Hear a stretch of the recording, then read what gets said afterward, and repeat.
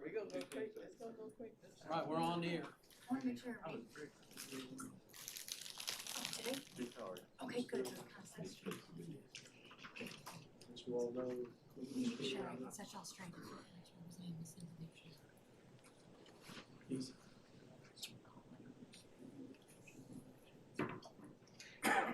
All right, it's 6 o'clock. We're gonna go ahead and begin our work session for Tuesday, August 19th, 2025. And first item up is discuss agenda items. Yes, good evening, Mayor and Council. Yes, just going through the consent agenda, the first item, item A, is just approval of the minutes for the July 15th City Council regular meeting. If there's any questions, Peter and myself are here to answer on that one. If not, moving on, item B is consider resolution adopting the council rules and procedures in accordance with the Duncanville Charter and Code of Ordinances. We briefed you all on this at the last meeting. It's basically just a change to Tuesday for posting the agendas to meet the new state requirement of the 3 business days. But again, Shakita and I are here available to answer any questions if there are any. Okay, moving on to item C. This is a consider resolution to accept or reject the 13th Amendment joint for Chapter 11 plan or the reorganization of Purdue Pharma LP and its affiliated debtors and authorizing the submission of an e-ballot.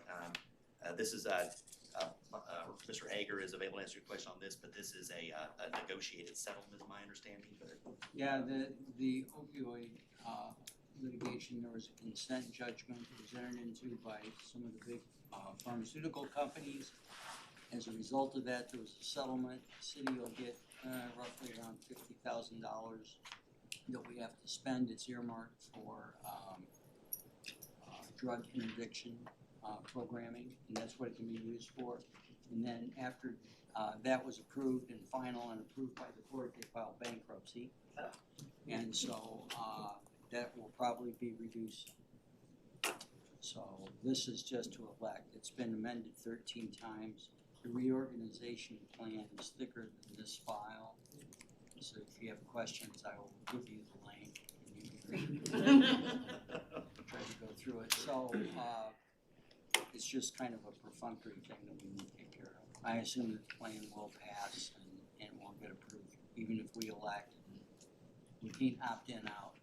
We need to take a majority vote of the creditors, so I think it will be approved, and I would ask you to go ahead and pass that in your consent agenda. Thank you. there's no questions on this. So item D is a resolution approving the increase in the purchase order for the Fieldhouse HVAC project that we've been working on. Both Craig and Mark are here and available if there's any questions on the specifics of that. I do. Okay. So first of all, I want to thank you for the level of transparency. Who am I talking to? Okay. Thank you for the level of transparency in here. I did notice that in the chart, yes, lack of system inspection prior to contract execution, and then incomplete HVAC assessment, warranty status unclear. It just seems like a lot of things were not considered before the resolution was approved.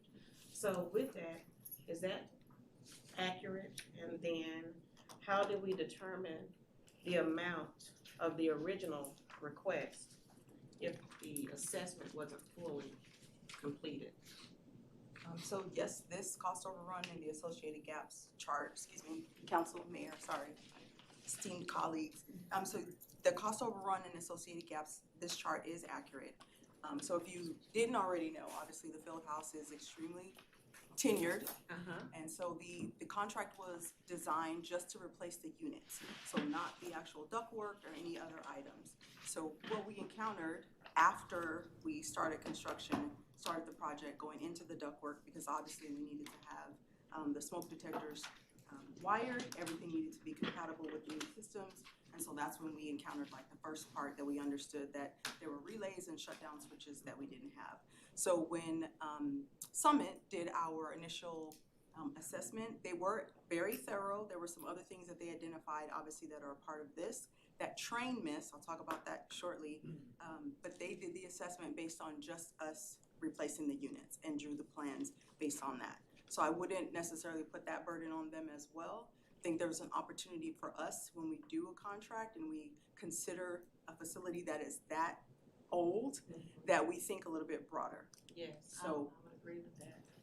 Yeah, okay, so then with that, was there a contingency built in for this in the onset? So this original ask of 1.5 million, was there a contingency included in there? There was not a contingency. So traditionally, had we done a contingency, it would be about $225,000. So if you look at the cost of the project and the cost of the overrun, it was only at 27,000, so that's only about 2%. So in the broader scheme of things, we do see this project as a success, although we did have to do those things because there was a life and safety issue. Okay, so this kind of just reminded me of the fire station. I would like to see us do a full assessment beforehand, so that way we don't have these type of overruns. And I see that we had a number of 5 change orders just in this one before it even triggered coming back to us for an additional. So moving forward, if we could just make sure we do the necessary assessments beforehand, I would appreciate that. Mr. McBurnett. Thank you, and I hear what you're saying. Also say when you start taking stuff apart like that, that you're likely to have that. My quick question really had to do, and you mentioned the number 27,000, I see 30,000 is what we're moving there, so, and there's different funds, so maybe it's your question or Mr. Jackson's, but I'm guessing that's a little extra built in case there's anything else that comes in. But if there's anything that doesn't come in, where does the money go back to? Well, if we're hoping to, there's nothing else, but I think it would go back to the field house budget is my understanding, but. Yeah, where is so it? so the reason why we, Councilmember Bernard, the reason why we went over just slightly over is because there is still one item that we had to wait for lead time for it to be ordered, and so I had a conversation with Train today for that final item, and just like you described, once you get inside, then you can see if there's other things that are missing, and so we wanted to just layer that in. After I talked with Train, Stephanie and I thought that was probably a reasonable amount to just go up to 30, but they feel like they'll be able to finish it all with the 27,300. So then if there were any additional, we would have to go back to finance and talk about what's available in the general fund for Fieldhouse, or if there's any hot funds available. Right now, what we have has been budgeted, and Jennifer and Richard have been extremely helpful in making sure that this part of the project is covered. So just a quick clarification for myself. I was taking some notes on another thing here. Did I hear you say, I thought the math that I heard you talking about, that if we would have had a 10% contingency on this, we would have been more than covered. What I'm saying, Mayor, is that for a project of this size, a 10 to 15% contingency would have been an amount of in excess of $200,000. So considering the age of the facility and the cost overrun that we have, and no discredit to Councilwoman Gooden, her concern there, 27 is 2% of a cost overrun. All right, thank you. I have one more question.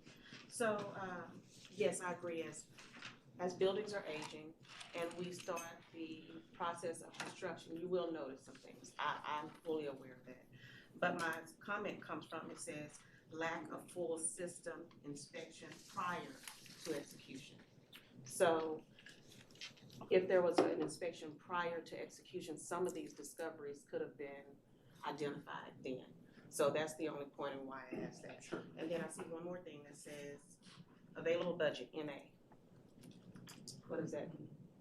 Yeah, I'm not sure why. So what that speaks to is the fact that when the contract was originated, and if you didn't know, this contract was actually reviewed, signed, and executed almost 8 months prior, maybe 10 months prior to we actually initiated the project.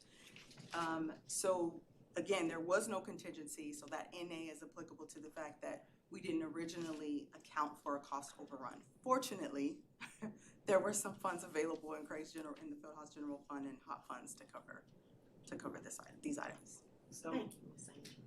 I'm My gonna say, pleasure. speaking from experience, you said it was 5, how many was it that you said as far as changes, 5 change orders? Yes. That's pretty good for a building to be that old, and like you said, speaking from experience, I know when you do go in, and if the assessment was just to put in an HVAC, that's what they were looking at. Yes. And it is when you start tearing down this thing, that thing, and then you find other things. And so I don't think that was something that could have been avoided, because that's what they were contracted to do, HVAC, not to go in and do a full assessment of the field house itself. So Yes, ma'am. it's just one of those unfortunate situations, but thank you. Thank you. The important thing is it's getting done. Yes, Yes. absolutely. I'm voting in favor of it. I'm just wanting to ask the questions to follow up to what was detailed in the staff report.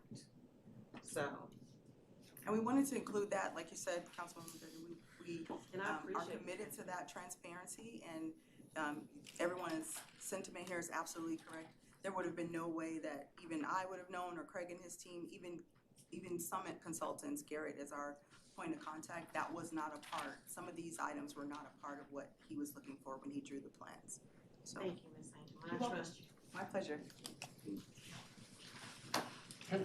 Yeah, next item E is a consider resolution awarding RFP 24-0021 for a 3-year term contract for mowing and abatement and landscape services for Good Earth and Urban Landscape and Irrigation.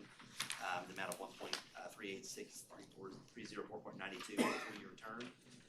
And this actually, Bart Stevens is here to answer that question, but we had talked about this during the budget process, that we're moving some of our mowing house, but this is part of that outside service that we're still needing, but Bart, if you have any more additional, anybody has any questions or additional information? Yes, this is, you're correct.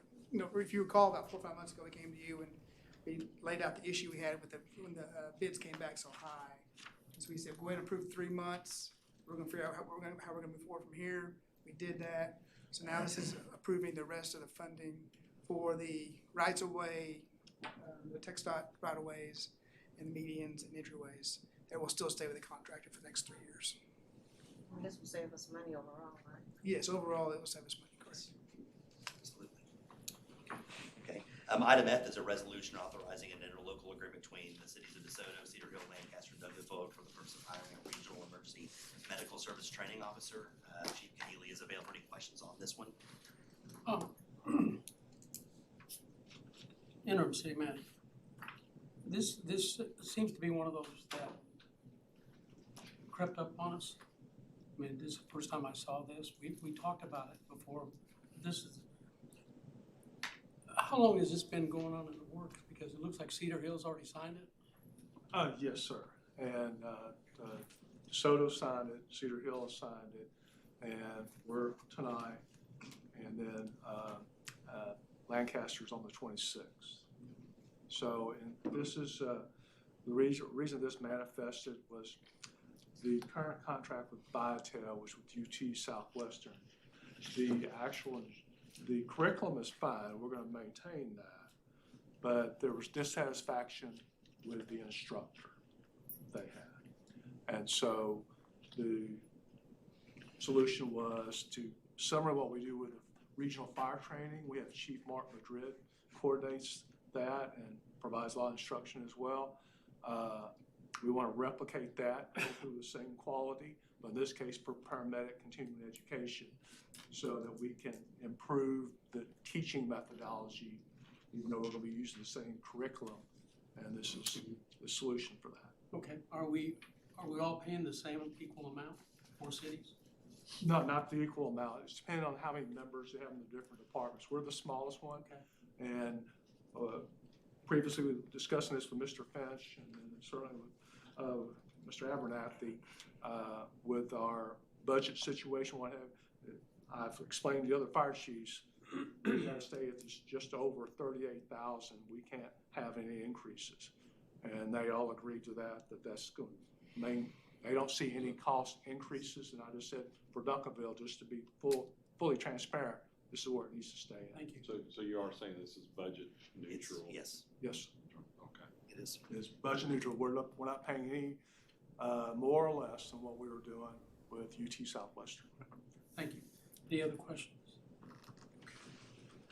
Thank you. Item G is a resolution authorizing a cooperative contract for the acquisition of rifle resistant body armor from Angel Armor. I believe here's from the police department if we have any questions. Chief Wilcott. Yeah. Yeah, Tia Reed, I believe, is here too. Are So there any questions? do you have any questions on this item? Okay. Okay. Thank you. Thank you. Item H is consider an ordinance amending the code for our water conservation plan. And Matt Bryan is here to speak through that item if we have any questions. I do have a question. Yes, sir. Do we still have within that ordinance rules for watering during the summer months? Yes, sir. We typically follow Dallas Water Utilities on that, but yeah, it is still in there. Do we enforce that? We try. Okay. That's a lot of sprinklers to be It's monitored. a lot of sprinklers and limited staff, but yes, sir, we And try. that is from April through September? Yes, sir. No watering between the hours 10 of, a.m. to 6 p.m. Is that just, Primarily residential. but is it during the week or all week? I believe it's just the week. I'd have to actually go back It's and okay. look at it because I need to make myself familiar with it, but yeah, I think it's. Okay, it's just that something that's often forgotten that we have that there, and I understand how hard it would be to enforce it, so thank you. You still hand water. You can hand water, that's right, That's correct. Yes. Yeah, you can. thank you. Mayor and council, that concludes the consent agenda. All right, thank you. Now we'll move on to the city council calendar. Thank you, Mayor. For the month of August, to finish out August, on August the 22nd is the Best Southwest Breakfast Series. This is the Duncanville, it's sponsoring that is on the 22nd at Methodist Charlton Medical Center. And on August the 25th and August the 26th is board and commission interviews. Those will start at 5 o'clock here in the council briefing room. And the Arts Commission meeting is also on the 26th, and that one will move to 103. On the 28th, we have the Arts and Business Mixer at Main Station. That is from 4 to 8.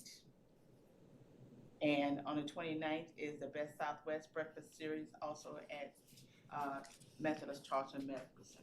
I do have one question about this, and I apologize. And Mark confirmed, is the DC regular meeting actually on the 25th? It is the 25th. Okay, just want to make sure. Instead, it's on the 28th, but it's gonna be the 25th at 6, but it'll be at 103 as well. Thank you. Now we'll move on to item 3 in the work session, briefings and presentations.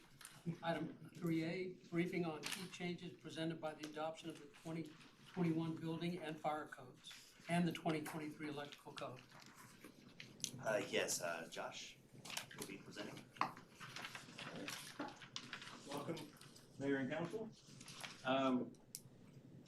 Presenting the updated building codes. We're currently on 2015 codes, and we're wanting to adopt the 21 codes. All of the cities around us are on the 21 codes. Most cities adopt every other code, so the next one in line would probably be the 27 code, adopted around 2028 or 2029. So this catches us up and puts us in line to be up with everybody. Some of the major changes. To improve our ISO rating and our BSEX rating. It's 5%. Having one of the two most recent codes affects your ISO rating 5% and 40% of the BSEX rating. The BSEX rating was supposed to come now, but I was able to delay it until October, until after we got the codes. The amendments made to the 21 codes are given by the North Central Texas Council of Governments, and we have made some local modifications to those, but it's generally the amendments they recommend. The 21 codes, the biggest changes between those and the 15 codes, they address some new technologies and risks, and here right at the last minute, some new state-imposed limitations that we talked about last week. Fire code changes, David, will you go over those? Yeah, you want to hit that page? Then you have a page that has the list of the fire code changes? Yep. Okay. So as Josh was saying, the new fire code changes. This things that have kind of been in the previous fire code, but now they're a lot more. As things are becoming more common, they're getting a lot more regulations and requirements on them. If anybody has any questions over kind of some of the things here, I've gone through it and kind of made some key points on some of the bigger changes that is happening from where we are in the 15s to the 21s. And we are moving ahead, new provision for cannabis processing. Things are changing. I didn't wanna say it. These are things that the codes are seeing happening more and more. And I don't think we have any specific ordinances related to manufacturing oils and things. I mean, that might be something that the council wants to consider in the future, but it is happening more and more in different places. Well, I appreciate that y'all went through the work to get these updated. They were long overdue. And it does matter. TML sends out a letter to city managers every year reminding you if you get behind. So we've been behind for a while now. I'm not blaming anybody. We had a lot of changeover, but we're finally here. So thank you all for putting in the work. I've got some more. If you got a couple. I'll take it back. Well, it's just the fire code. That was the fire code. Okay. So building code, the major things that moved were, we have a swimming pool barrier that's one place in our ordinance, and that's getting moved into the swimming pools and spa code, which we're adopting for the first time. And it has all those same requirements, but it's more in depth, and it'll all be in one place in that swimming pool code. Energy storage systems, these are the battery systems people get for battery backup. It's a huge fire risk for those, and there really aren't any regulations around them other than the building codes. And in Texas, we're not required to have houses be sprinkled. So that's, kind of double the risk because you don't have house sprinklers, and sprinklers would normally be required with a battery backup system. So the standard is to have this cabinet around them basically in a 2-hour fire separation. It gives everybody time to get out and get the fire department there. Some assembly areas have gotten a little more stringent. New roof loads, because people are putting more up on occupied roofs, the outdoor kitchen and fire pit and all that, so they beefed those up a little bit. And then grab bar blocking, it's kind of technical, but when they're building a house, they put a few extra pieces of wood in the bathroom in certain places, so in the future, if anybody ever wants to put a grab bar, the wood's already there to attach it to. The cost is minimal, but it's a huge advantage for age in place. And most of the cities around us already require. We went through these last week. Yes, sir. I'm thinking about short-term rentals, Airbnbs, whatever, and stuff like that. How does that fit with them? Are they? This would just be on construction and remodel. They're not requiring them any retrofitting of them. Just as people are remodeling, as they're building, go ahead and have them put it in there. And I know we're built out, but we will see quite a bit of remodels that come through, especially bathroom remodels. So it'll come in handy there. But it's not like you're building out on the growth edge, and all of your houses now have them because they're all brand new houses. So it'll come up just as they get remodeled. We do have a slide about the rentals for other things. So currently we have a 2-step process. I think I mentioned this last week. We're combining it into one step. Every year it renews, and every year they're inspected. And that way the tenants can move in whenever they want, and they're not waiting for an inspection. And then the other one is, so in the fire code, if something is considered transient use, which means people just come and go all the time, then even though it was built as a single-family house, it's regulated and required just like a motel with fire sprinklers.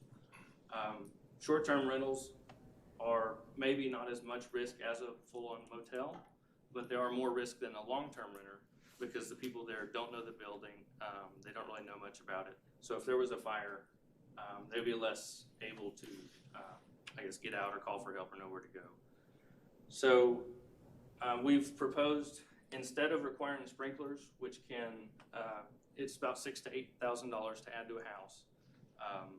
If somebody decides they want to do an STR, instead of requiring that, require a monitored alarm that's connected directly to the fire department. So if any of the alarms go off, the fire trucks come immediately. That's like a kind of a more protection than what they have originally, not as much as a sprinkler. And we're open to talking about that also, to what council would advise on that. What's the approximate cost of a monitor alarm? Monitor alarm would be about $500 to $800, so about a tenth. Something, a question on that too. Have y'all looked at, video monitoring on short-term rentals? As a consideration, as a requirement, I'm not sure what you mean. are we just talking about fire right here? Yes. Okay.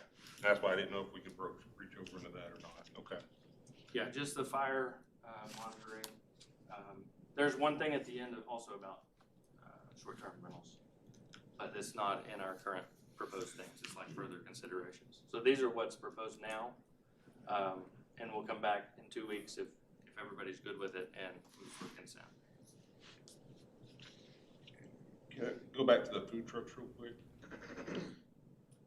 Does this change anything? I mean, it says we're not permitted to inspect these types of establishments under $1 million and $1.5 million in revenue, I'm guessing? Well, the food trucks is any amount. They can make 10 million. All food trucks, the state, they want them to be able to move freely throughout the whole state with just one state license. Okay, so we're not permitting them to actually operate in the city? We're not allowed to permit them. Gotcha, okay. Yeah. And that's not effect till July of next year. July of next year. Yeah. So whatever we adopt will go into effect whenever that happens. And you still have We'll be some, ahead of it as far as the still have some zoning control. Just keep going. Right. Can't end up in your backyard and then.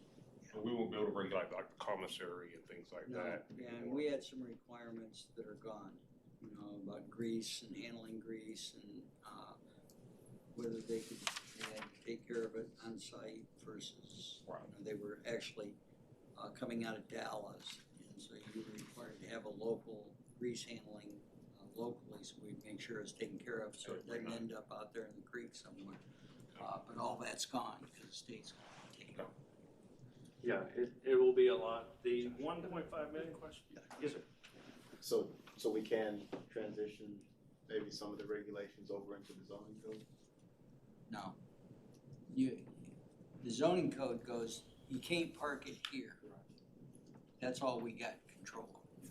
As far as the operation of the vehicle itself and the operation inside the vehicle, it's state licensed. So we could make some changes to our zoning code though to regulate the use. It's just been quiet, notice, notice will be quiet. Not to jump ahead, but I think, Josh, we got some other considerations in, based on the feedback we got last week, that we need to kind of go look further into what our options are, but. Sort of Josh, And jump thank you, ahead Mr. there. Hager, for that, because cities are looking for ways, you know, what can we do? Because you don't want it to cause a problem in your city with them piling up, backing up traffic, being a nuisance, so. It's not that I don't trust the state. Those were two digital I inputs don't. that we could map anything to. But I don't. Just like the podium and the briefing rooms, without having to like train a camera. So, Those were still within the the further consideration was that, So I just look at language and enforcement. So short-term rentals, I know we want to regulate, we want to control who's doing it, if they're causing problems, and if they're good actors or the bad actors. Right now, most of them are not registering with us, they're out there advertising, but our ordinances are written in a way to where we have to basically catch them in the act of renting it. So, unless we're out there knocking on doors at night, our enforcement is relying on that. So maybe considering in the future, advertising for rent, for short-term rental being also a crime and enforceable. Then, when we go and we find all the addresses that are advertised, then that, we can move from there and we don't have to go out and, catch them in the act or whatever, which is very difficult. The other one, explosives, this was a new one to me, but we got a call from the ATF. Someone had applied for an ATF manufacturing permit for Duncanville. They wanted to start manufacturing explosives. In this one case, it was too close to other buildings for it to be allowed, so it was denied. But we don't have any specific explosives ordinances. So started looking into it, and Pasadena, Texas has a good example of an ordinance they've adopted that deals with it. It basically puts it under the control of the fire chief and the police chief to both be able to turn it down if they don't want to. If they're both okay with it, then it goes forward with the quantities and distances and all of the regulation associated with it. So that's just further considerations. We also may wanna add some land use regulations requiring Yeah. SUP. Took out my slide. I had another funny slide. Josh, before you leave, Yes, sir. I've got like 5 of the 8 of the ordinances already done, and I'm proofreading them, and so you wanted to take this on the second, or? Yes. Yeah. Okay, We're gonna come back on the second. thank you. Thank you. Okay, so that wraps up our business for the work session. And with that, we're gonna now go into executive session at 6:30 PM.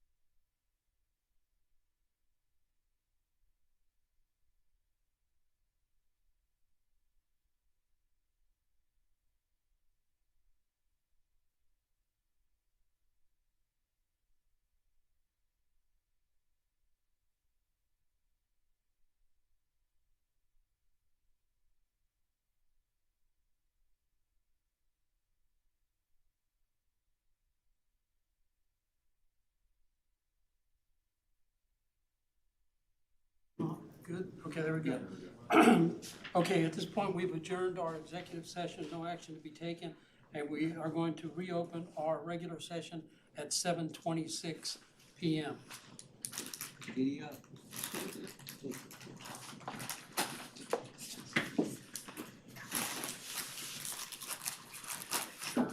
Just be ready to go, you know, turn the thing back on as soon as possible. So I didn't realize there was a lag like that. So I'll make sure we got a better process in place. He's saying that he's gonna sneak back in and take. Hey, Jeremy, if I was gonna sneak back, man, I got a whole raft of them. Adjourned I at was like, I can tell, like, Okay. hello, sir. Let's go see you.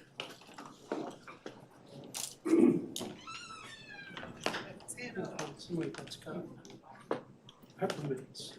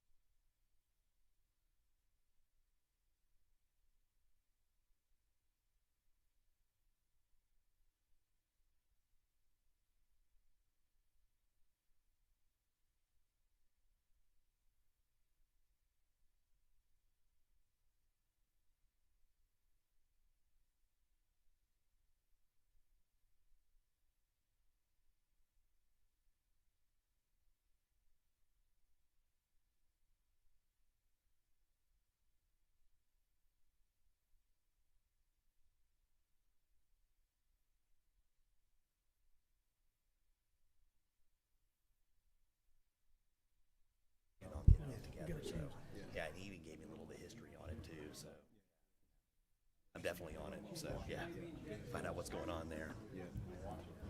Yeah, we go fairly often. And you see little.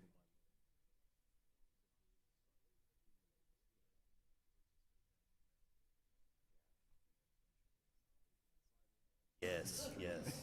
Yeah, I drove by it myself and I was like, whoa, yeah, we need to do that. So I pretty much reached out to everybody that I know would be involved, and I'm hoping to have an update here pretty quickly. So, but just want to let you know, I emailed you late today, but Okay, yeah, yeah. definitely on it. I know we have some pretty good.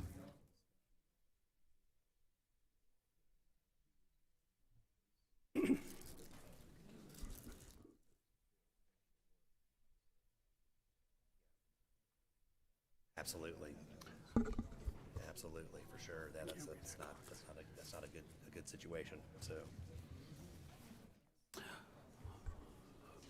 Okay, we're going to go ahead and begin our regular session at 7:30 PM.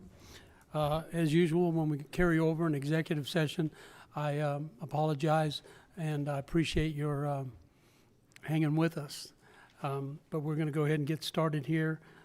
First item of order is invocation. And do we have Reverend McConnell here? All right. Please stand. Good evening. It's an honor and blessing to be with you this evening. I invite us to pray. Let us pray. Gracious and holy God, God of all comfort and peace, we ask that your presence permeate this room. We ask that your wisdom be poured out to our council members, to our citizens, to all who are making decisions, so that the flourishing of life here in Duncanville may occur. Lord, we know that you love us and desire for us, those who follow you, to seek mercy and justice and love kindness. God, in all of the decisions that are made today and all of the discussions that are had, may they be spoken with words that seek to understand and with ears that seek to be understood. God, we ask that all things here continue to be done in your will and your way for the flourishing of all the citizens here in Duncanville. It's in Jesus' name we pray. Amen. Okay, please would you join us in the pledges? Pledge allegiance to the flag of the United States of America and to the republic for which it stands, one nation.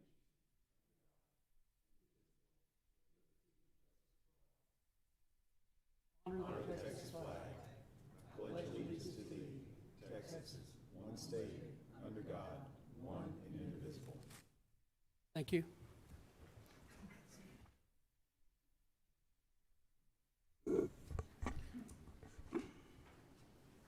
Okay, we're going to go into item number 1, reports.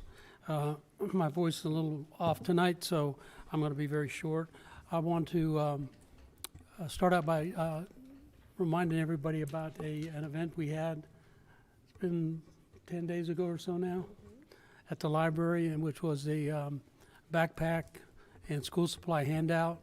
It was an awesome experience. I had very little to do with the organization, and I helped as much as I could, and I resorted to cutting boxes in the back room when I thought I was getting in the way. But we enjoyed it. Great turnout, awesome preparation, and we had awesome library staff and volunteers there helping out. Councilman Mac Burnett was there. Mayor Pro Tem Dee Gooden was there, and my wife came along and helped out as well, and so did several others that I can't mention everybody, but great turnout, great event. Hope we can repeat it every year, and thanks again to the library staff and to Hannah for such a successful event. I really appreciate that. And while I'm on it, before I let it go, I will remind you that I'm hearing very often now from people's experiences all over City Hall and all our city departments. They're expressing great pleasure with the engagement with our staff and the people that we're working with to get permits or to ask questions or to pay a water bill, whatever. I'm hearing more and more people reflecting really good things. And so thank you, staff. Thank you, city managers and directors, for creating an environment right now that is much needed. So I appreciate that. We'll move on to council member reports. Councilwoman Gooden. Thank you, Mayor. I wasn't ready to go before Councilmember Mac Burnett, but I kind of want to echo what you. Good evening, City of Champions. I'm sorry. I want to echo what the mayor said about the backpacks back to school event. Ms. Hannah, could you please stand? So, there was an idea that the mayor and I discussed early summer. And at the time, there was no budget for it. There was just, it's something that I've been wanting to do for the number of years that I've been council member here, and couldn't do it before in the past. So I contacted the mayor and asked, how can we make this happen? And we both put up our remaining budgets. But with that said, it couldn't have been pulled off. It couldn't have been executed at all had we not had the library staff. Such a short amount of time, she was able, her and her staff, was able to get over 100 or so backpacks, filled to the brim, full of school supplies, construction paper, scissors, colors. There was not one item that went, no student went without anything. It was so detailed that they went to the school district's website to see what are the school items that elementary students would need, and they had them already packaged. Boxes were cut and opened, most of them, and put together, and every student that came through received a backpack. And we had a number of students, they either received a backpack or school supplies. No kid left empty-handed. And the level of execution, the level of organization, the logistics, all of it. Thank you so much, because I was impressed, and that's not always easy to do.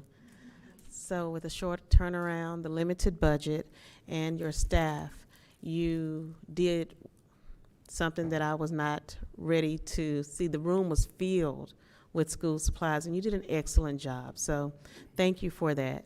And I just wanted to recognize Hannah and her team.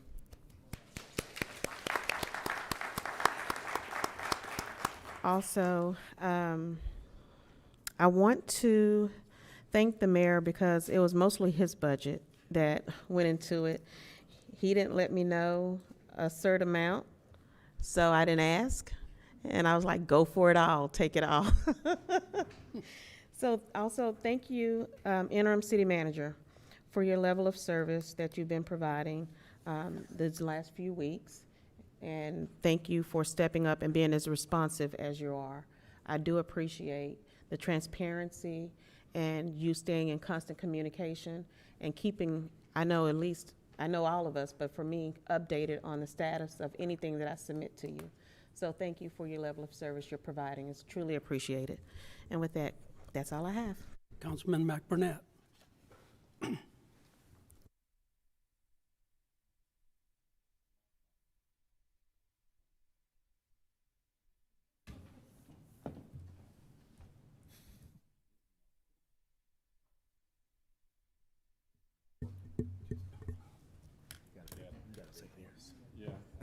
I can talk louder. Again, I'm going back to the school supply. It was an excellent event.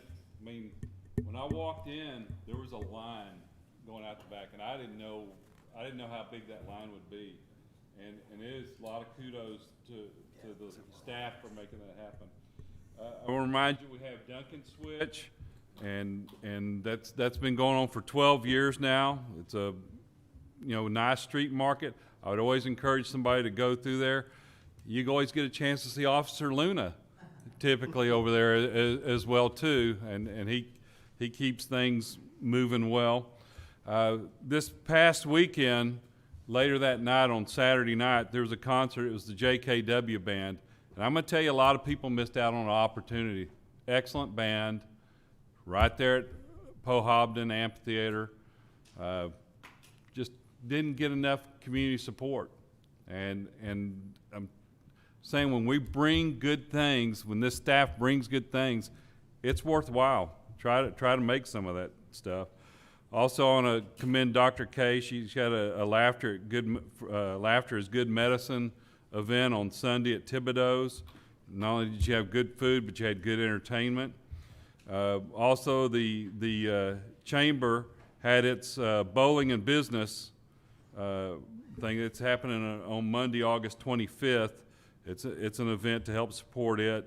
There's on August 28th. There's an arts and business mixer at Main Station. September 5th and 6th.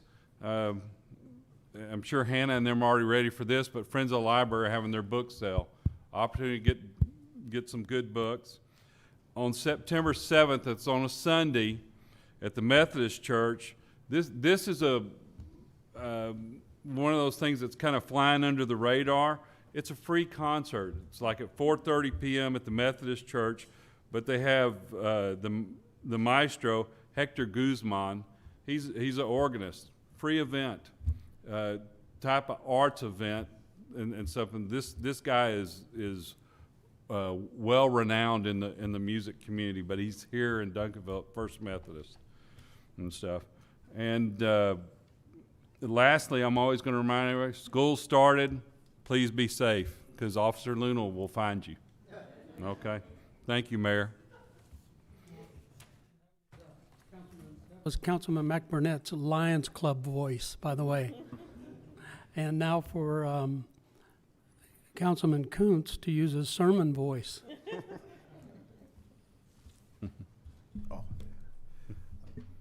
Yeah, I'm not as loud as Don, but I just want to encourage everybody to, if you hear about events at the field house, and if there are events that you wouldn't typically attend, we think about the basketball tournaments and the volleyball tournaments, but anytime you hear about an event at the field house that you're able to just swing by, for you to go by and visit. I went to a Muay Thai, I believe it was a state championship this past weekend, and I wasn't planning on going there, but I was going by the field house and there was a sea of cars, and some of them were almost parked up on the bank of the hill there.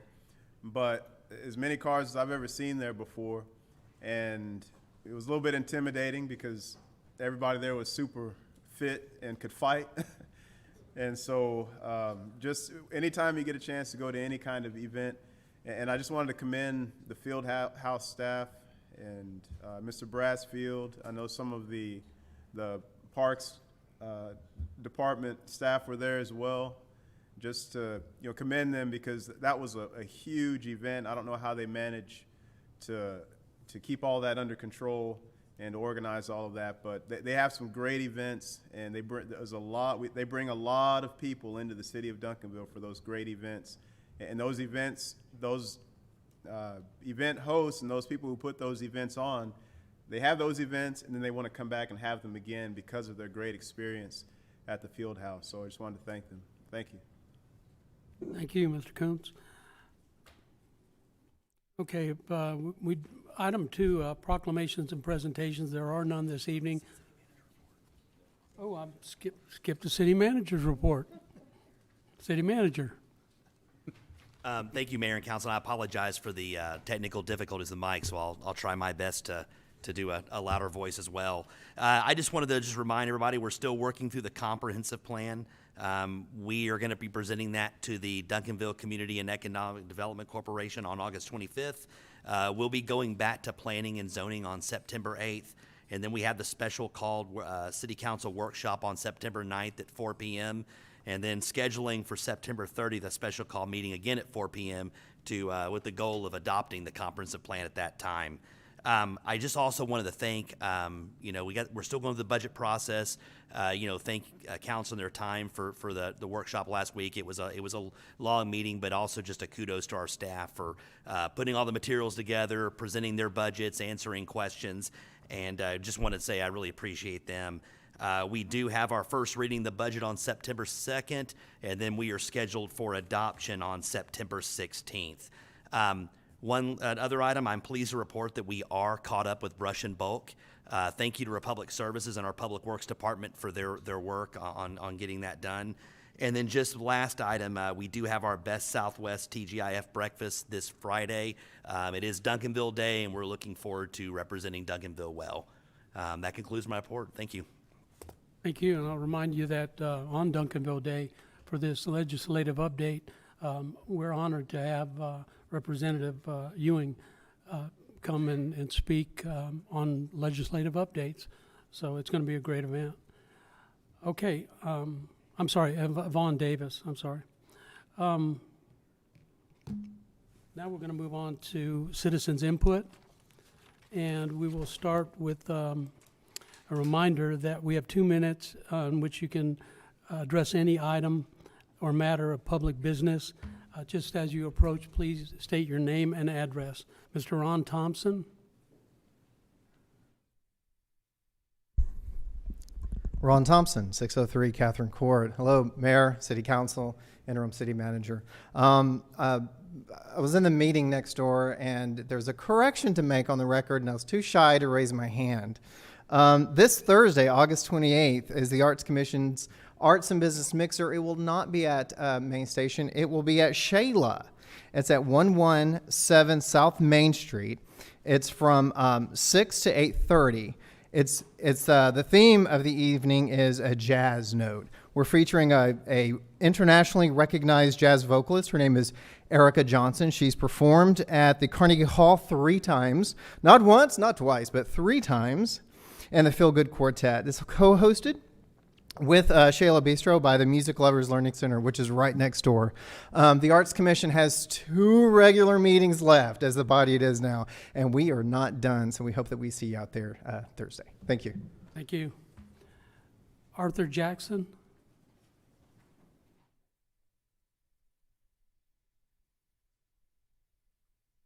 Mayor, City Council, how you doing? Varagos, how you? My name is Arthur Jackson. I live at 1211 Castle Grande Place, Duncanville, Texas. And while I'm here about my neighbor. And I called a year ago. I had Miss Wright when she was over the code enforcement. She came out and took pictures. And he has 7 solar panels sitting out there facing my house. And they're larger than the one that people put on top of their house. And it's not even 25 feet there. You can see, you can pass them around. I took this picture. Someone can pass it around for the city council to give it to Stacy. No more than about 20, 25 feet. And I know people got them on top of their house. They got them on top of their house for a reason. And they have them facing my house. They sat out there 7 days a week facing my house. No more than about 20 feet from my house. And I have a wall there, a retainer wall. And my house is heating up since he had that thing sitting out there. And I have aggressive with city council, with the code enforcement. They came down and took pictures. They even down had the fire department come out on a bicycle, 6 o'clock in the afternoon, and go into his house and explain to him how to set him up and all this stuff. Nothing was did about this. That was over a year ago. And they're still out there, and he's still collecting panels, putting them out there like it's nothing, you know. I want to save on my electric bill too. I can definitely use the money, but no one haven't done anything about it. And I'm here bringing it to your attention now because something needs to be done about it. That's why they put them on houses. That's why they put them so many feet from the road and, you know, out of harm's way. I drive up my driveway, his panels are right there. And you can feel the heat from them. You can actually feel the heat when you drive by or walk by. You can actually feel the heat. And I put the address on there. It's 1207 Castle Grande Place. And that's all I have to say about it. Thank you. Barbara Owens.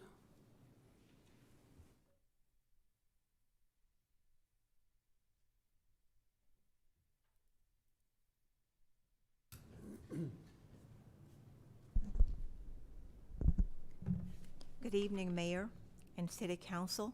My name is Barbara Owens, 1526 Natalie Lane, Duncanville. I want to thank you all. I want to especially thank Victor. I want to thank Mr. Abernathy. I've talked to him on the phone several times, and Victor. And this is an update on the boats that were in the backyard at the back of my house. They're gone. He put one in the driveway. He put one in the garage. I don't know how in the heck he got it in that garage, but he did. And then there's another one in the backyard, but at least you can't see it over the fence. I appreciate that. Ms. Gooden, Councilwoman Gooden, has been more than helpful, and thank you so much. I can't ask you to do things and I not do anything in return. So I'm going to get with her to get on 1 or 2 committees. I don't know how I'm gonna work it out because I work and I got 2 sick individuals, but I'm gonna find a way to do it. Whether the beautiful committee, clean up, because I'm good at that, but I'm gonna get with you tomorrow and have you to put me on a committee or 2 and I help. Because you can't ask you all to do something and I not give anything in return. So I'm gonna find the time some kind of way and I will be calling you tomorrow. Thank you. Thank you. Okay, that concludes our citizens' input. We had no electronic inputs. Okay. So that concludes item number 3. We'll move on to item 4, consent agenda. We went over these items in the briefing. Do I have a motion? I move to approve as is. Second. Okay, move to approve by Councilman Coons. Second by Councilman McBurnett. Please vote. Thank you.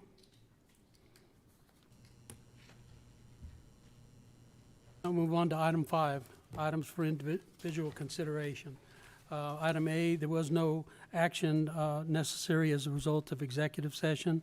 Move on to 5B, ordinance, consider an ordinance amending the fiscal year 24-25 budget by appropriating expenditures for the arts fund covered by revenue received. Yes, sir. I hope you'll forgive me, but we're going to jump ahead one more past that just so that we can come back to that with an amount, if that's all right.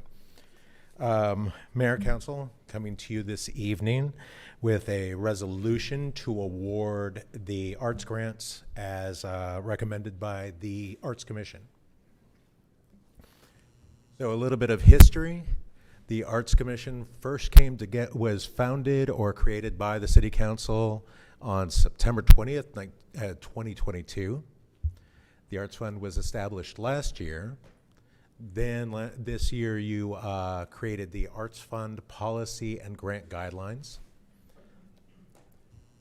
Then we had our inaugural grant cycle. And then on 7/16, the Arts Commission spent about 2 hours reviewing 15 applications. They were very thorough in the way that they looked through them all and made their decisions. And then if you'll remember, on the 5th, you all got to meet the applicants. And that says 8-5, and that was actually not.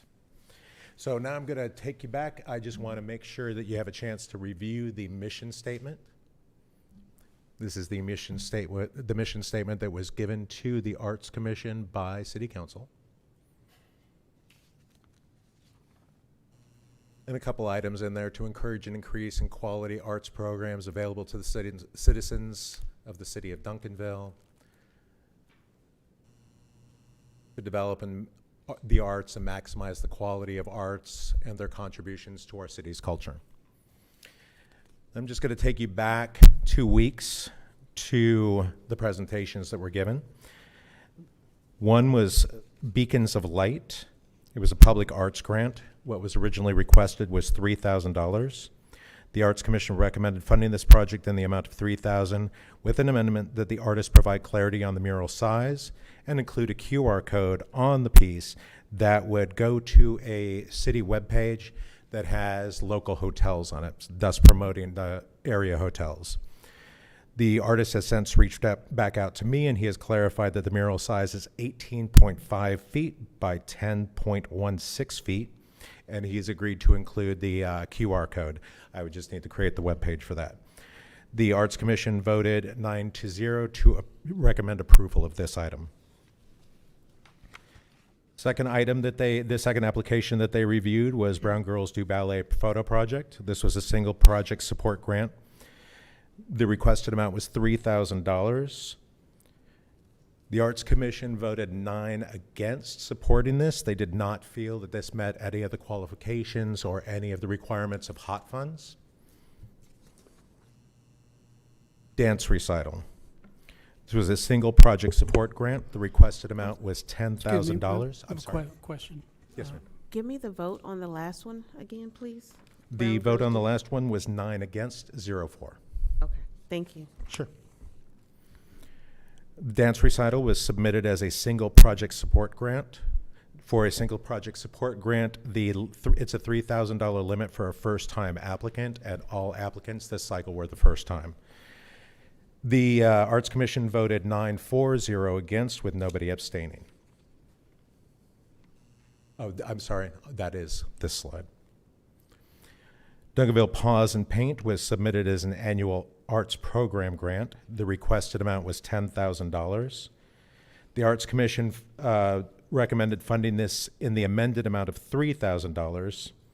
The Arts Commission also requested that a budget be provided, and I received an email earlier this afternoon that read, "We are projecting a $10,000 budget. This will cover advertising, marketing, vendor booths, bathrooms, a security guard, setup, and tear down." The Arts Commission voted 5-4, 4 against, 0 abstaining. Elefair.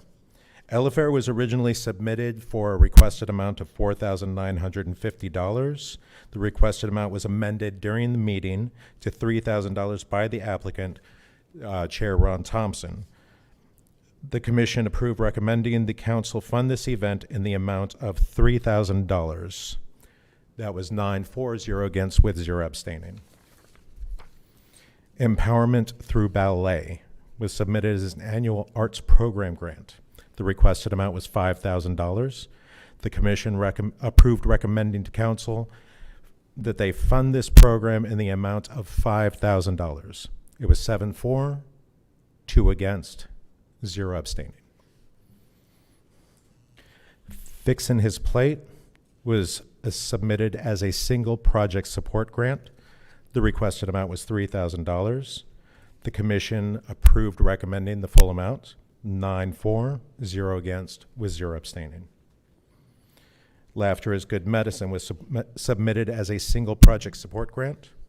Requested amount was $3,000. It was 9-4, 0 against, 0 abstained. Master's Voice Christmas Concert, single project support grant, requested $3,000. The commission approved $3,000 with the amendment that a detailed budget be provided. The applicant responded, funds to cover the Master's Voice group fee to travel here and present their Christmas program, which is $3,000. The commission voted 7-4, 2 against, 0 abstained. Mentor Moments, single project support grant. Requested amount was $4,757. The commission approved recommending this fund in this event in the amount of $3,000. 8-4, 1 against, 0 abstained. Musical Performance, single project support grant. Requested amount was $1,185. The commission recommended approving this for $1,185 unanimously. Painting in the Park. They did not, the way that they submitted their application, they did not check the box for which type of grant that they were applying for. So I believe that without having that information, the Arts Commission judged this based on a single project support grant, and they recommended funding it in the amount of $3,000 unanimously. Rhythms of Culture also was submitted similarly, said they did not select whether it was a single project or an annual art or a public arts grant. The requested amount was $9,300. The commission approved recommending council fund this event in the amount of $3,000. That was unanimous. Rhythms of Heartbeat Dance Experience, submitted as an annual arts program grant. That could be up to $20,000, but the requested amount was $3,000. It was 8-4, 0 against, 1 abstained. And finally, Superfly submitted a single project support grant. Again, that's a $3,000 limit for first-time applicants. They requested $15,000. The commission recommended approving council fund this event in the amount of $3,000 unanimously. Go back one slide, please. Absolutely, sir. Okay, I'm looking at the list that's in the staff report. Pink Diamonds, That is this one. but it's under Rhythms of Heartbeat. Was that is that proper? That's the name of the event. Okay, I'm sorry, I missed that. It shows in your report to be Pink Diamonds, but it's the same thing, I guess, is what you're saying? Yes. Okay, Yes, sir. thank you. Any other questions? So what are we considering now? Are we considering item 5C or item 5B? What are we reviewing? Because I know we went through all the items in 5C, so is that the one we're discussing in the moment? We have not left 5B. I know. Okay. I know we kind of jumped. but Okay, we're on 5B that's what I right needed now. clarity on. Thank you. Well, the reason for amending the budget after this is in case you choose to, because in the end, as you decided when you made the Arts Fund policy and gave the Arts Commission its responsibilities, you have the ability to make the ultimate decision on how much is awarded. The total, just to give you a little bit on this though, the total amount awarded that the Arts Commission awarded was $42,185. The amount that is available in their budget currently, the amount that is currently budgeted is $30,000. And just so that you're aware, how much money is actually in the fund is it's around $79,000. So that's why there would be a budget amendment that would need to be made with this. But if you made any adjustments to the amount of money that was granted, then you'd have that flexibility to do that after you did this part. City Attorney, were you gonna give me some help here? I was gonna just say what he just said. All right. Yes. Well said, Alex.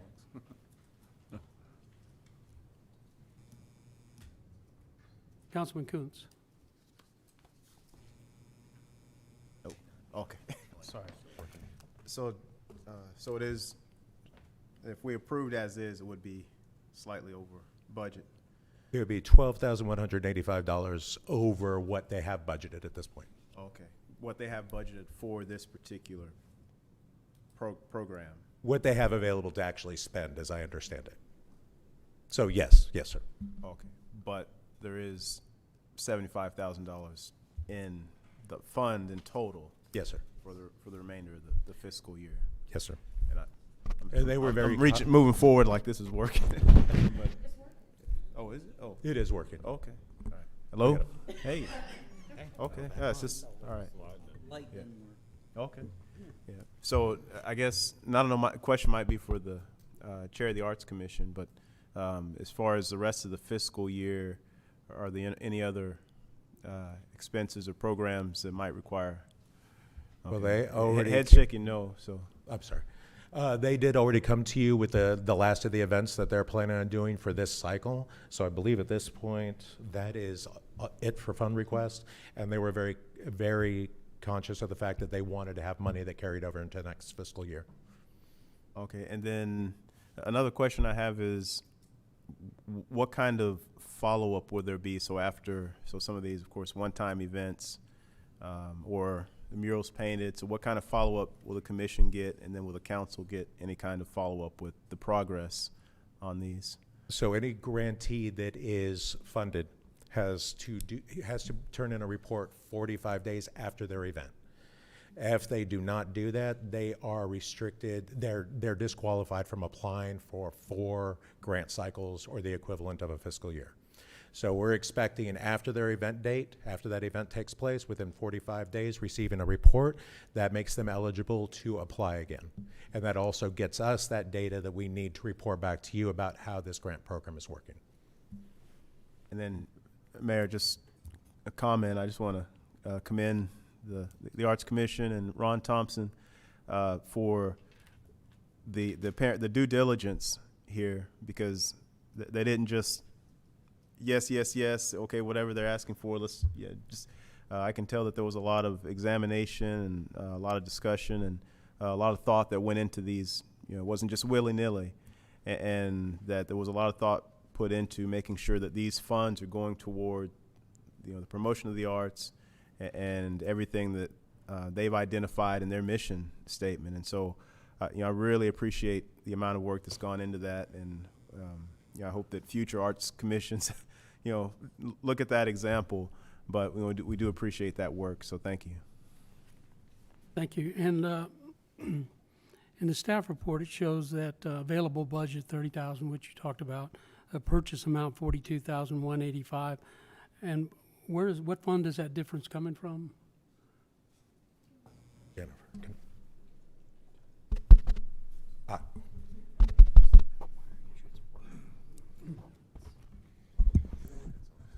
Good evening, Mayor. Good evening, Councilor Richard Jackson, CFO. Mr. Mayor, that is the reason for the sequence between item B and item C. So item B, if passed, basically appropriates the additional $12,000 into the budget, so that item C, if that is passed, that they have the authorization to spend the full $42,000. The budget, the original expenditure budget for the Arts Fund was $50,000. As Mr. Hamby already explained, they've spent 20 so far. So the remaining 30, as it shows, is under the current budgeted amount. Thus, item B, which is requesting the additional 12,000 and change to be appropriated for expenditure. All right, I just got confused when we went backwards, but it turns out that wasn't backwards after all. No. Okay. No, we gotta ask mom and dad for permission first. All right, thank you. Mr. McBurnett? Thank you, Mayor. Mr. Hamby, when I look at the different events, is there timelines on the events? I mean, I know you said they have to do something 45 days after, but I'll use one example. I saw the one for the dog park, and somebody's asking for $10,000. They're getting $3,000, but there was no date listed. So is there a timeline that goes along when this has to be done? That is a discussion that was definitely had while they were deliberating over each one of these. In some of these, there are dates that were given for the actual events, for example, Rhythms of Heartbeat. But the dog park event did not have a date tied to it. It was given a season, which was the fall. Okay. And part of the reason why I'm asking that is because it's like I think we're at least a year or so off from doing that. So I don't know, do they reserve that fund or if they're awarded that, do they keep that in a reserve? They have to spend it, and if so, when? I give you a grant. No, I definitely understand. That's something. Do you have to spend it within 100 days, or it forfeits back, or? At this point, I don't believe that that's actually drawn out in the policy. Fair enough. Yeah.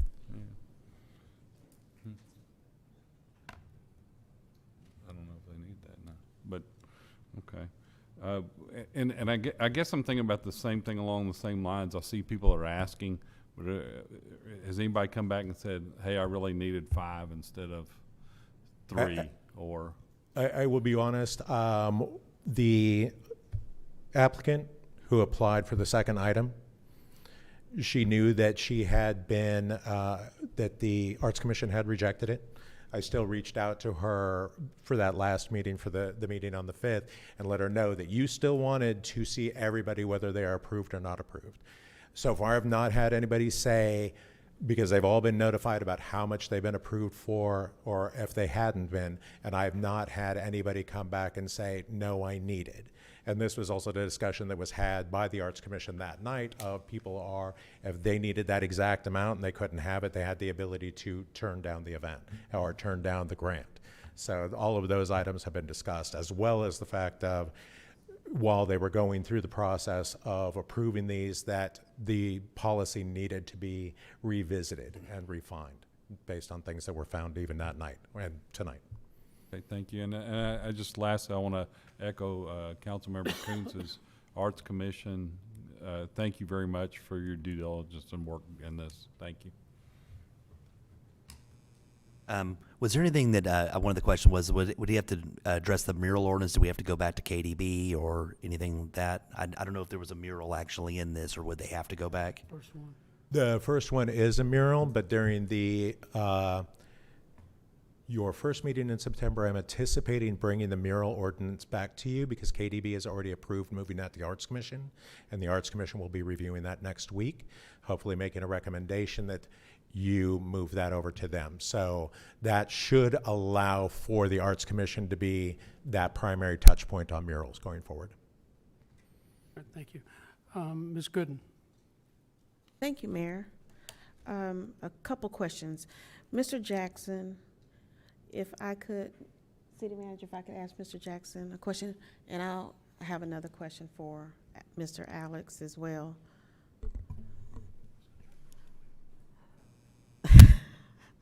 So thank you for speaking to the budget, but I still have a question because my understanding it was receive a deposit quarterly, and we're in the third quarter, current or fourth quarter. So I would have thought that there would be 3 deposits already quarterly. Can you give me some clarity around that, and how is it only just 30 available? Understanding that they had 50 and 20 they reserved for Arts Commission events, but 30 now. I thought it would have been a little bit more because we budgeted about 140 in the adopted budget. Just clarity. You know I'm a little slow. No. So again, so for the revenue, it was projected, I believe, at 139,000 that would go into the arts fund at the end of the year. You are correct. The revenue is transferred in on a quarterly basis. Okay. We still do have to have the third quarter transfer, which we are in the process of getting those calculations to make sure that transfer goes in. So in terms of the available funds, from a revenue standpoint, we had transferred roughly 79,000 to date.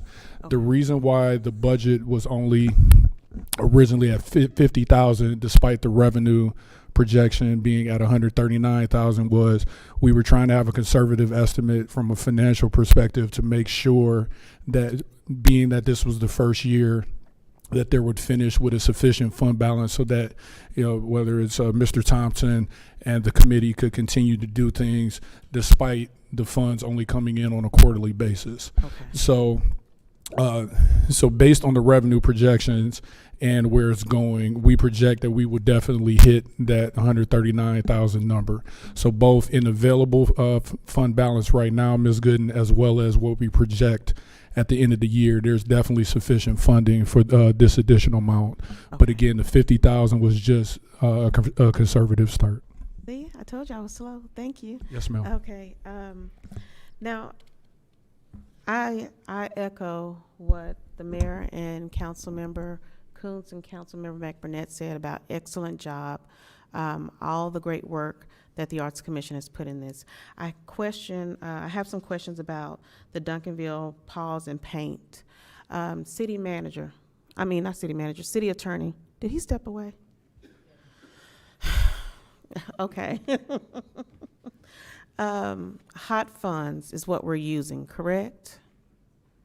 Yes. Hot funds for this? Yes, ma'am. So there's a certain qualification for hot funds. Yes. How dog paws, and I have it right here, and it says that dogs get to create their own masterpiece by stamping their paw prints on canvas, which becomes a special keepsake for the dog owners. Also, dogs and their owners can take photos at Rotary Park for an additional art aspect, quotes.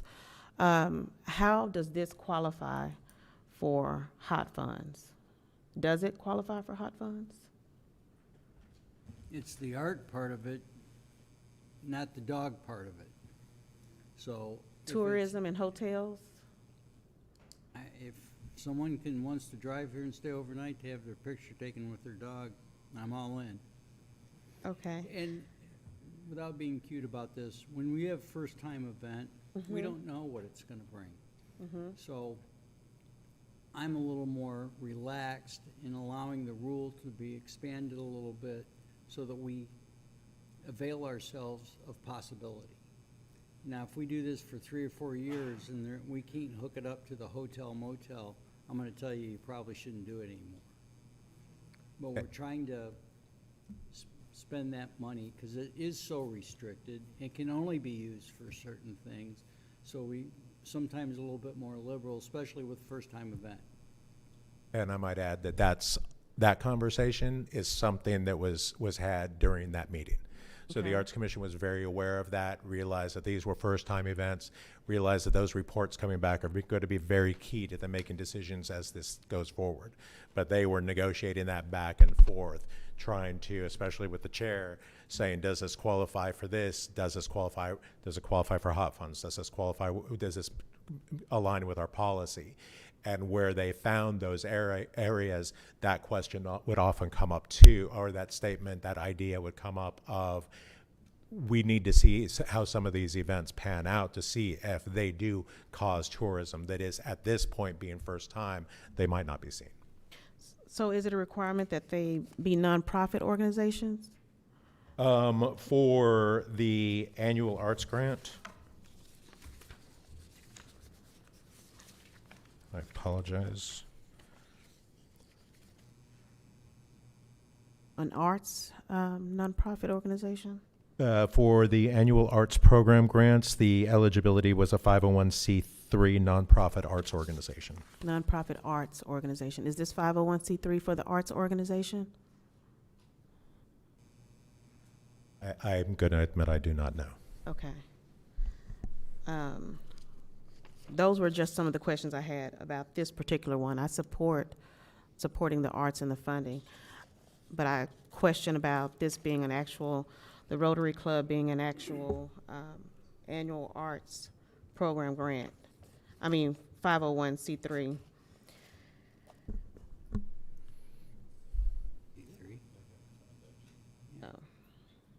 Those are my questions. Thank you. Mr. Coons. Thank you, Mayor. And I appreciate those questions. I think, again, I just want to reiterate the importance of us getting the reports back after these events take place, and for us to be able to determine whether or not they are in fact meeting those guidelines for the hot fund. So thank you for that.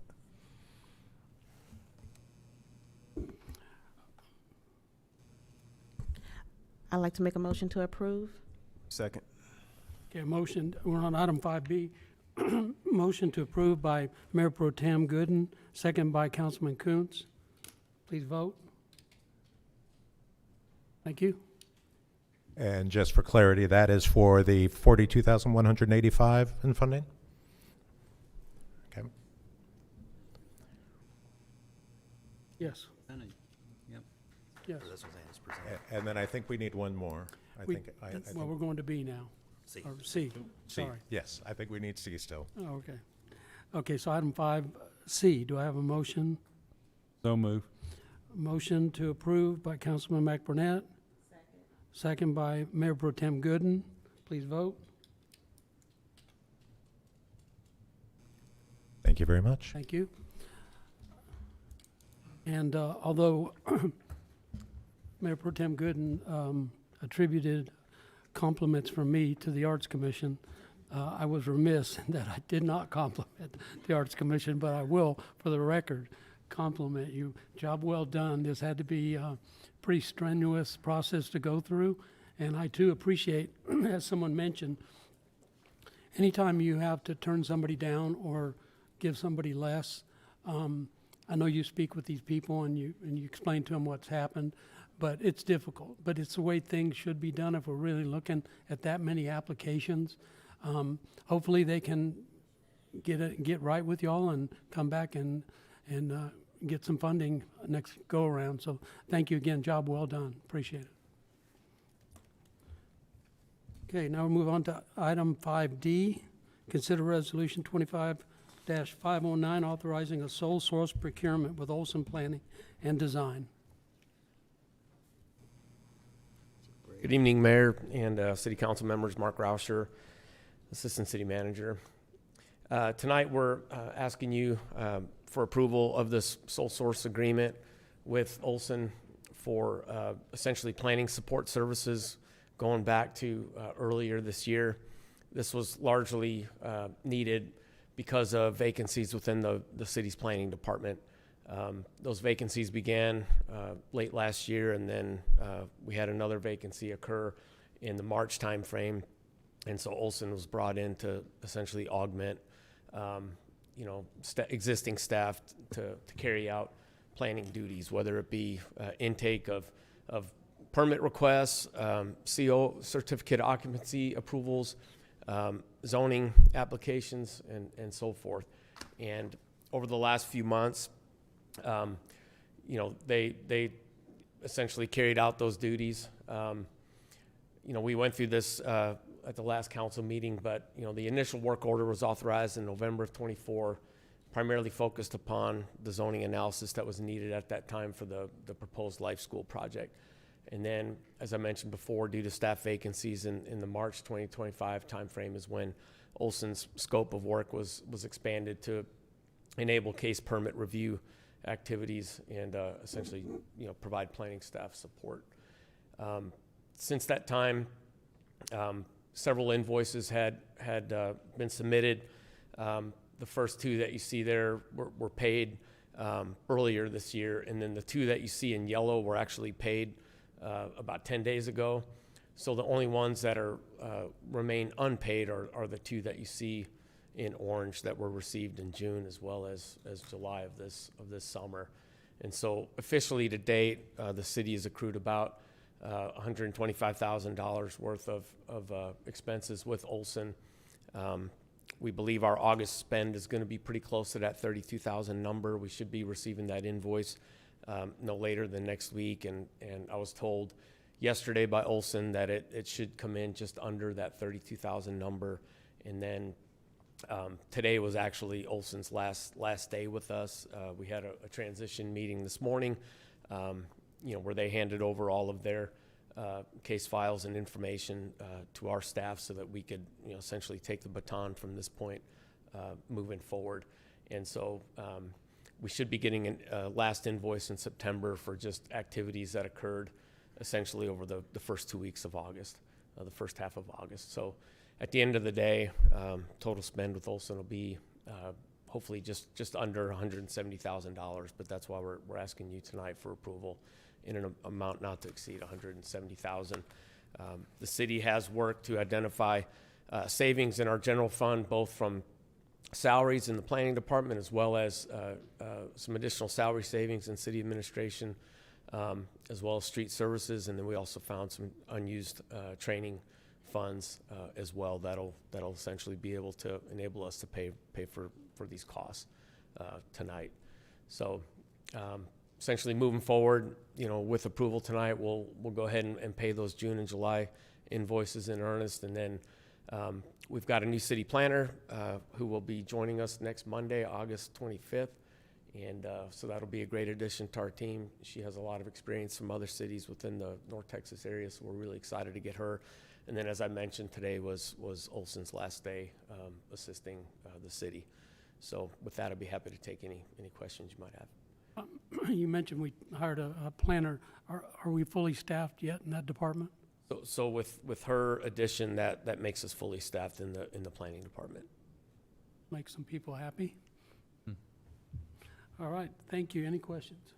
Mr. McBurnett. Thank you, Mayor. It's not really a question.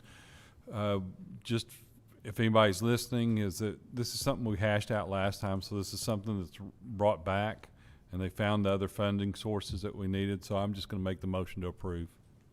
Thank you. Motion to approve, Councilman McBurnett, second by Councilman Pennebaker. Please vote. Thank you. Thank you. Item 5E, consider resolution 2025-516, approving the revisions to the Duncanville Economic and Community and Economic Development Corporation. Ms. Marcella? Good evening, Mayor and Council. Thank you so much. Yes, Marcella Perez, Economic Development Coordinator, and I'm bringing before you the revised DCEDC incentive and grant policy and guidelines. Just for some background, the current policy was adopted by the DCEDC, the current version of the policy, on June 22nd, 2022, and was subsequently approved by City Council on July 19th, 2022. The proposed revisions outlined in this policy draft reflected a strategic shift to prioritize the allocation of public funds, but also in taking the feedback of the DCEDC board members and overall as staff, some of the comments and suggestions that we had received thus far. We just took all that into consideration in making these revisions. So just to outline some notable revisions for your review and comparing kind of what was there currently or previously. There was no co-investment required from the applicants. So we did look to change that and create a matching grant structure, which would keep 50% of the financial responsibility with the applicant. And we saw that as just, again, a co-investment. It helps just to say from the business owner that they are as invested in the project and improving their business as the city is and assisting them with their projects. Previously, there were no maximum award caps per project, and we did look at initiating different types of maximums for grant awards, and this is primarily for the design incentive grants. So the 6 grants that you see listed here are all grants under that design incentive program.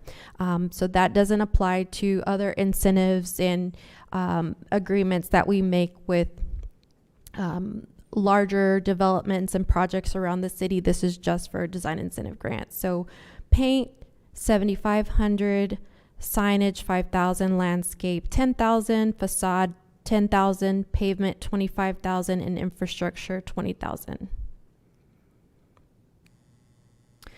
Previously, there were not what we feel were tight enough participation requirements that would allow staff to properly vet or thoroughly vet applicants.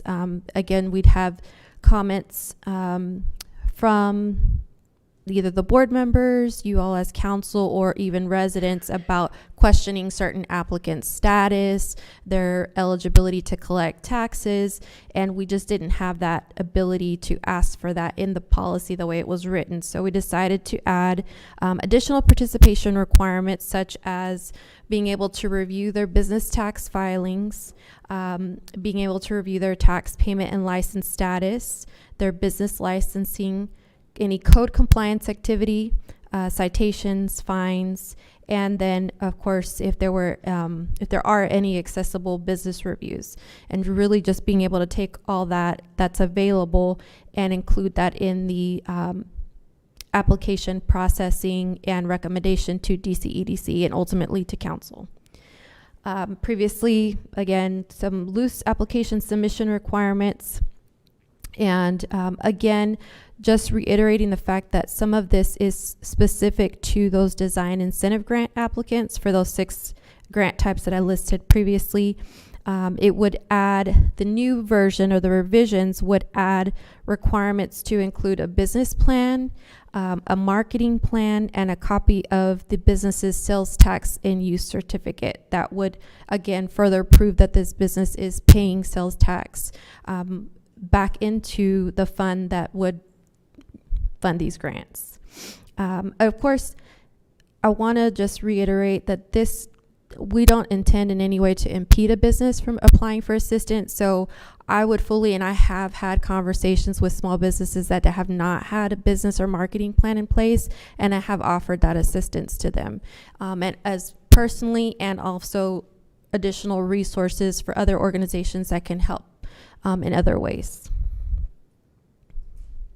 So new to the incentive grant policy is an application period. And again, kind of skipping ahead, but again, just to reiterate, the design incentive grant application is what this would be for.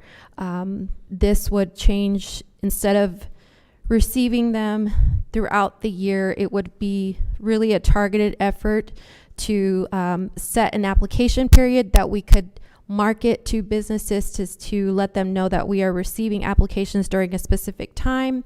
And just some background information, the idea behind this is that so that we could award all the funds at once, which would then hopefully in the end allow us to better plan for budgeting during the summer months, rather than being year-round and not really knowing where we are budget-wise. But again, just for efficiency purposes and allowing staff to focus efforts on a targeted time of year processing and have time to present them to the DCEDC and then to you all as council. So the application would open December 1st, close March 1st, and then we would have the month of March to process all the applications and then take them before DCEDC in April. And this would begin, if you so wish to approve the new policy, it would begin for the new fiscal year. So with that, we intend to roll out a marketing campaign that would be promoted across all social media channels to let all businesses know of the new application period, and also an information session as well to explain any of the application requirements or any other questions that the applicants may have. And yeah, as I mentioned there, the 6 types of design incentive grants is primarily what this is focused for. Some additional edits and revisions to the policy, including merging the property tax incentives category and the sales tax rebates category to a new section titled property and sales tax incentives. So it's essentially just combining those 2 sections. Also merging the economic development cash grants and the business retention and expansion grants to a new section titled economic development forgivable loans. So just again, as staff, we're really looking to how can we best utilize these funds, all of the economic development incentive funds. And one of the things that the directions that we're looking to go in is, rather than always awarding cash money up front, having performance-based loans that would require the business to either perform at a certain level for X amount of time, and it would be forgivable after a certain amount of time, granted that the applicant, 1, stays in business, that they stay in Duncanville, and that they continue collecting sales tax. Then moving on, we removed the commercial and residential demo redevelopment and reuse program, and also definitions that were no longer applicable to the policy based on removing some of these sections. Thank you.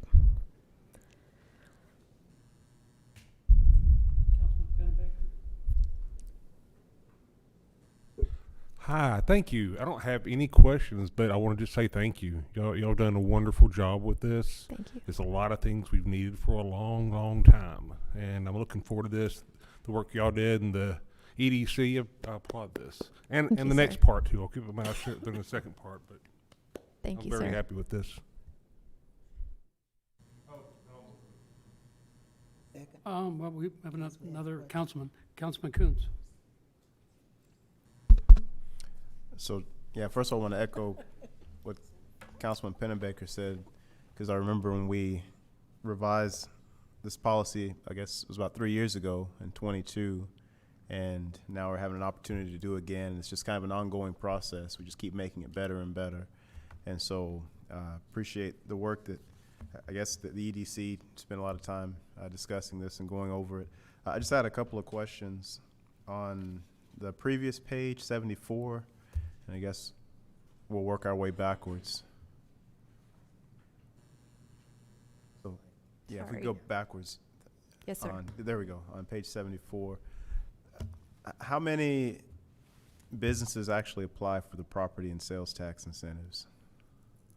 Is that common? I would say, so typically those are the larger developments. I don't have a number for those offhand, but in order to attract larger developments, that's typically an incentive that's offered just as a way of doing business. And I understand we're just trying to simplify the process. And Yes, I was just curious because I know since I've been on, we hadn't seen any of those applications for that specifically.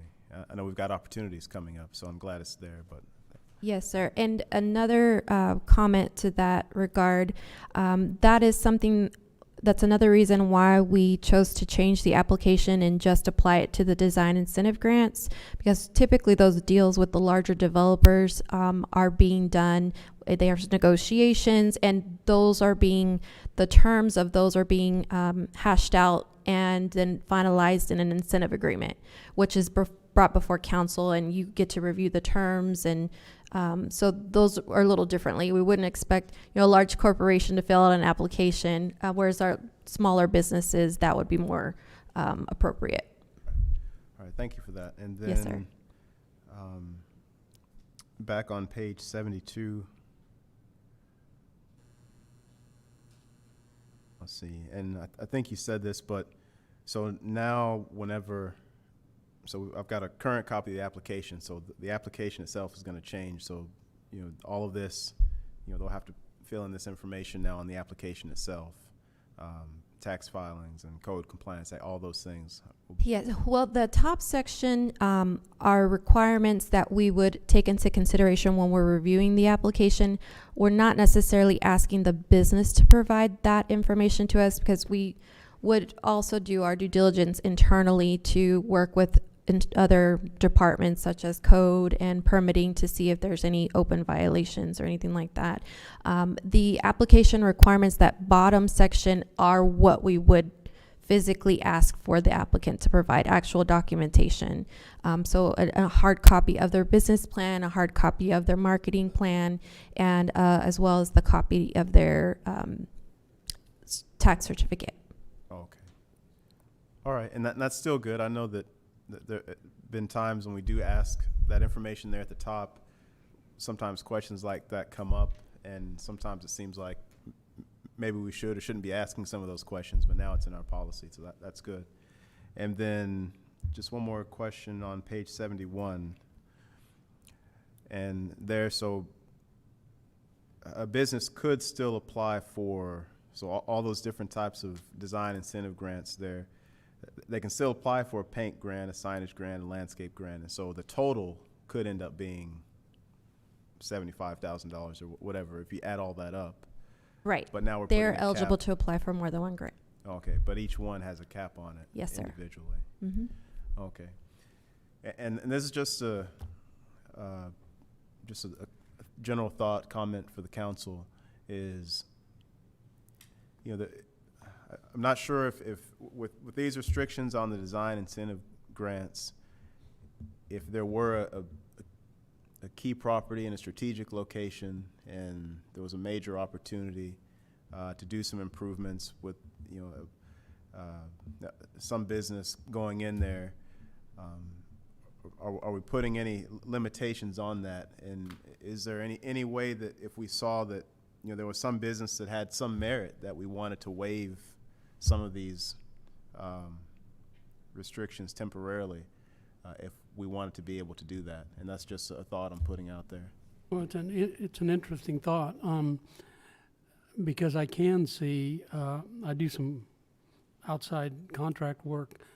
I see large buildings that the landscaping is probably $200,000. And not that we're going to get large buildings like that in Duncanville, but I can see that somebody significant could come into town, and whether they knocked down a building and built a new building, whatever, some of these things could easily get up in way over these amounts. So, yeah, I think it's an interesting point. So what's the answer to what happens when we cross that bridge? Yes, absolutely. The thought behind this was when we're working primarily with small businesses, with individual applicants. If we had a large corporation or a developer that was looking to redevelop an entire area, a block, a large parcel, we would create a bigger incentive package for them rather than just focusing on the individual. Again, this would just apply to those individual applicants with the design incentive program, but there's a whole toolbox that we have at our disposal with tax incentives and other things, forgivable loans, that absolutely we want to do business with any business that wants to do business here. So we would work those things out separately versus just going through a more simplified application, if that's the best way to put it. And I guess, would there be any language in the policy itself? Because, I wouldn't want, someone, a year or two from now looking at the policy and someone says, hey, I want to do this, I've got a big idea.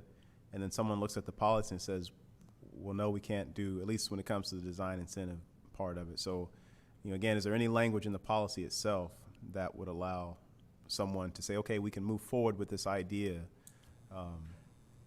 and somehow, work around this? Does that make sense? Well, I think what you're asking, there's two different processes. Yes. Completely different. One is a smaller business, small Yes, sir. grant. The other one is an economic package that you would provide. And that's something you do in the reviewing of the size of the project. Yes, and it could include funding for, it just wouldn't be as restrictive or detailed just on smaller projects. It would be a part of something bigger. So does, You'd like to see language that. yeah, there you go. That specifies that there's an opportunity for larger investors or developers to have access to different type of funding. Or if maybe I missed it, if the language itself already identifies this as specifically for smaller business, is that in? Yes, the it's just, policy? that's what the design incentive grant, yes, that's just one section of the policy. That doesn't apply to the entire economic development incentive policy. Well, you could put a minimum investment. This is for any investment. This is for an investment under $1 million, this policy, or a property under $1 million, so you could cap it. They're talking about using what Ms. Perez described for you would be an investment somewhere way north of $1 million. You're talking about tearing down a building, building a new building, completely retrofitting a large former grocery store. Those are millions of dollars worth of investment. So we would make sure that these kinds of grants that she's basically presented to you are existing businesses that are not investing millions of dollars. But not that they're not important, but they're just not making the initial investment. So we'll make sure that the policy has that language in there. All right, thank you. We have a motion and a second, but Mr. McBurnett has his light on. No, Mayor, I wanted to make sure we had a motion and a second, so. Well, we do have a motion So, from Councilman ready to Pennebaker vote. to approve item, 5E. 5E. And we have a second by Councilwoman Cherry Brown. Please vote. All right, thank you. We have item 5F.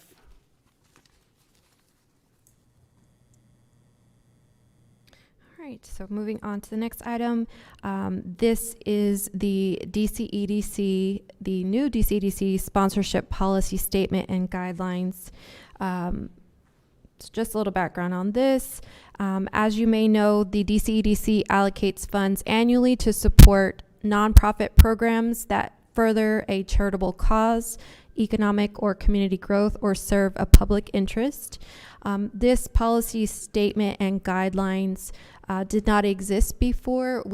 With our application, there were a set of guidelines. They just weren't it wasn't exactly an entire policy's worth of content as far as evaluation criteria and application process. It didn't really spell out everything.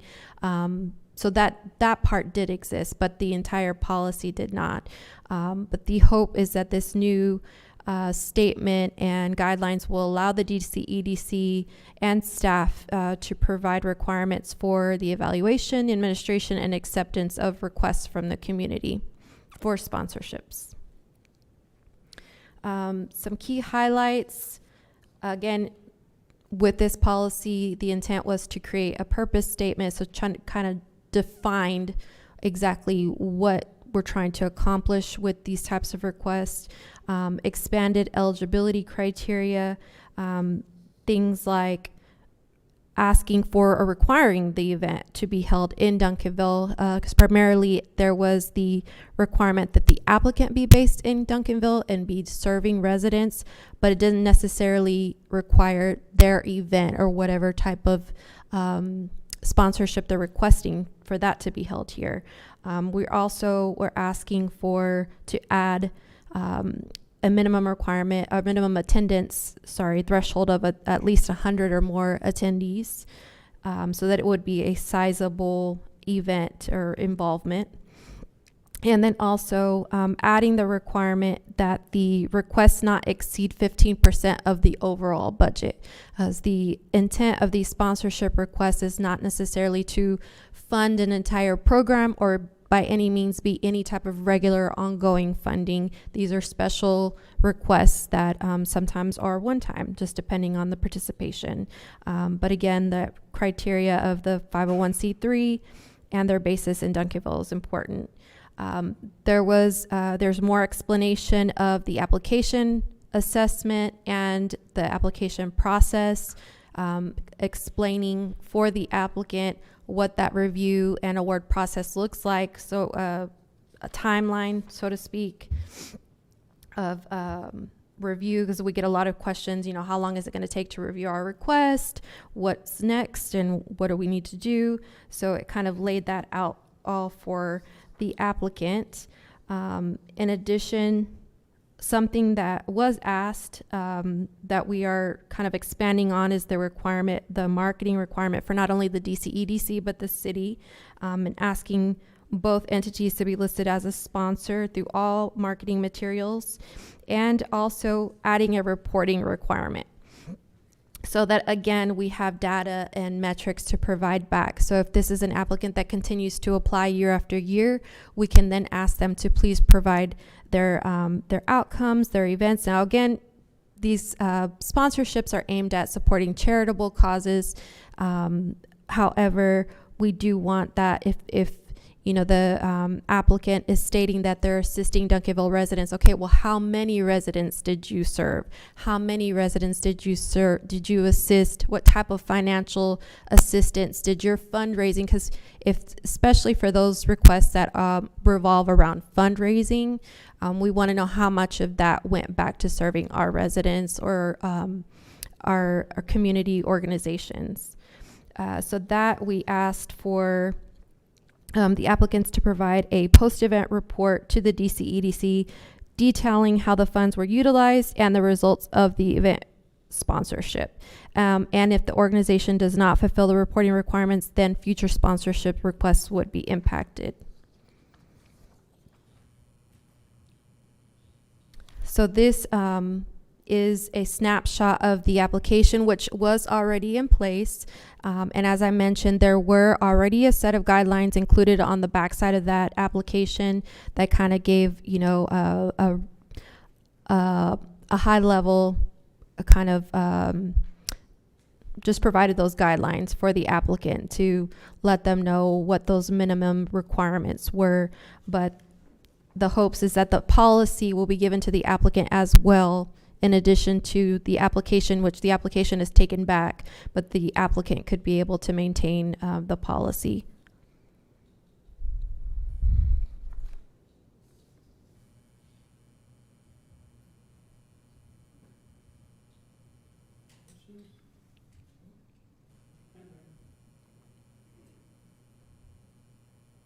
I'll just say it again, this better management, stewardship, efficiency, accountability, and it should make things a lot easier, I hope, moving forward. Thank you. And I'll move to approve. Second. Is that why your light was on? All right. We have a motion to approve item 5F by Councilman Pennebaker, seconded by Councilman Kuntz. Please vote. Thank you. Thank you very much.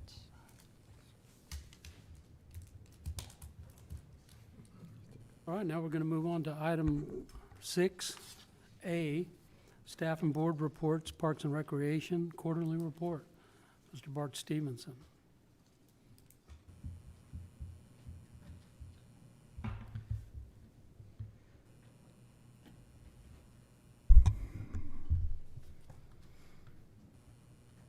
Thank you, Mayor, Council. Bart Stevenson, Director of Parks and Recreation. I'm here to share with you our quarterly report for the months of May, June, and July of 2025. For our employee promotions and certifications, we had 2 employees in our park maintenance department make some progress this past quarter. Giovanni Bellman received his Class B CDL license, and that's a very difficult test if you know are familiar with that. So very proud of him. And then Jonathan De Leon was able to attend a fairly prestigious Toro Maintenance Leadership Academy in Minnesota. So we're really proud of those efforts for those guys and thank them for their service. For our park maintenance measurables, again, I'm not going down the entire list, but just to highlight a few of these. We hosted over 162,000 park visitors within our park system over the quarter, and over 237,000 within our athletic fields. We also completed our annual summer color change with 32,000 plants. That's 3,200 flats, 100 each. So yeah, it's incredible what those folks do and how well they make our city look on a regular basis. So again, I appreciate their efforts. And then we also participated in several other professional development opportunities, including the TAF, Sports Management School Academy, and the Texas Parks and Wildlife Native Plant Workshop that was held in Cedar Hill. So we're always pushing our folks to increase their education and their knowledge about how to do things better, faster, more efficient. And so again, very proud of our staff for our park maintenance crews.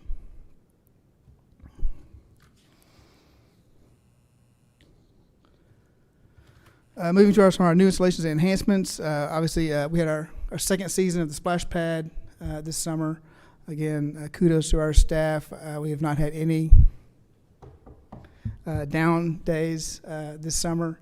We did have a few hours we had to open up late due to maintenance, but we have not lost any days due to failure of the system. So those guys, I don't know if you know this, but they check the splash pad twice a day, 7 days a week. And so they do a fantastic job. Just for everyone's knowledge, the splash pad will remain open full time through the end of, I think, the holiday, which is what, Labor Day? I can't think of the holiday. Labor Day coming up, and then we'll move to weekends only. And as long as the weather will hold, we'll keep open on the weekends. Last year we made it all the way to the end of October. So if the weather holds up again this year, we'll do the same. But we will close down the 7-day use at the end of when Labor Day comes around. Go to weekends only, and then we'll remain open as long as the weather holds good for us. Had some repairs to Kidsville. We installed some dedication benches through the See My Legacy program. And then, as you're aware, our park board has been meeting on site back in the spring. They'll do it again this fall as well. But we had meetings at both Lions and Rotary Park with excellent attendance from our citizens and great feedback as well. So thank them for coming out. As far as our major projects, we were awarded a TxDOT Green Ribbon project for I-20 beautification, and then we were currently in the design phase for that. Mr. Coates has a question. Yes. The repairs to the Kidsville surfacing, was that like a regular maintenance repair? Was that no? Unfortunately, that was some vandalism. That was to the poured in place rubber where they picked at it and created a hole, and it got bigger and bigger, and we eventually just had to repair it. So that was underneath the little spinner, the little egg spinner that's inside there. Oh, thank you.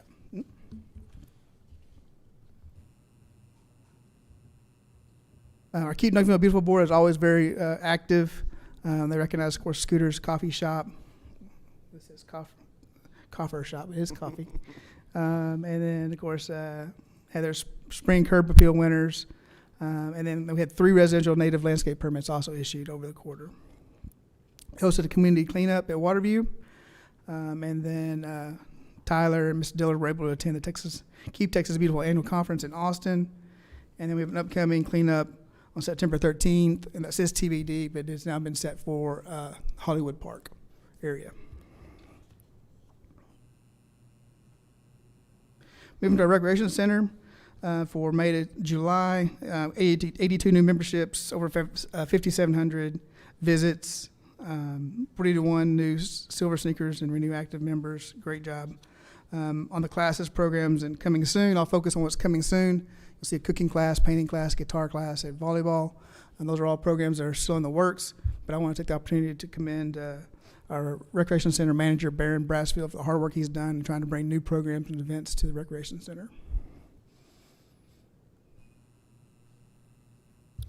We had 5 events this quarter: the National Day of Prayer, movies in the park, Memorial Day ceremony, which unfortunately it rained, so we had to move it inside. So that was kind of a bummer, but job well done. Our Duncanville 300 Junior Grand Prix, and then another movie in the park with Wakanda Forever. Moving into events coming. This was intended to be given to you at your last meeting, so you'll see this event has actually already happened, as Mr. Mac Burnett noted earlier, but the country band, we have a movies in the park and on September 13th. That's in collaboration with our Arts Commission, a million miles away. And then we have a concert in the park at the end of September with Memphis Soul, fantastic band. We had these folks for actually July 4th several years ago. Did a fantastic job having them back. Moving to October, we have our first ever double feature outdoor movie. We're moving to the Halloween season, so we're doing Monster House and Hocus Pocus. At that time of the year, it gets dark enough, early enough, we can have 2 movies, so we're hoping that'll be a big hit with the kids. And then, of course, our annual Boo Bash will be held on October 24th. Moving to our senior center, we had over 3,500 visits, 51 new and renewed memberships for the quarter. Again, there's all of our events they host, it's all of our regular events. I would highlight, it's not posted there, but they had a prom event at the end of July that was focused on casino. Wonderful event, great attendance, and kudos to our staff for that event. And then lastly, we'll focus on our bond election projects. All we have left is our Harrington Park, as you're aware. We talked about this at last week's budget meeting, but the baseball concession slab has been poured. It will start going vertical hopefully within a few weeks. The soccer concession restroom facility, the water line is currently being rerouted around it. So as soon as that's complete, then we'll start the slab for that project. And then we're also working with our engineering staff and our consultants on some hydrology studies and trying to figure out what's going to be required to make sure that the bridge does not affect the 10 Mile Creek as it crosses there. So we have a meeting on that for this Thursday. Hopefully we'll get some clarity on that. So with that, I'll answer any questions you might have. Thank you. Move on to item 6B, quarterly report, Duncanville Fieldhouse. Mr. Brasfeld.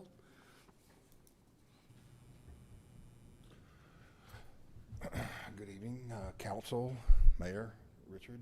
Here tonight, Craig Brasfield, Duncanville Fieldhouse, here to deliver the third quarter report for our efforts. Will be a reflection of what happened in the quarter, as well as a forecast for what we're looking at for the final quarter, quarter 4.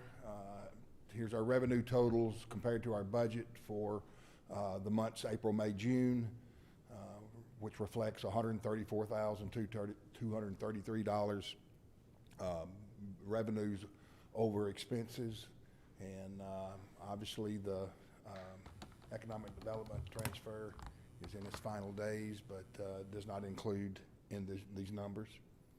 Here's an illustration that shows how the revenues and expenses lined up to each other each month, and shows that the expenses here the revenues outperforming the expenses in 2 of the 3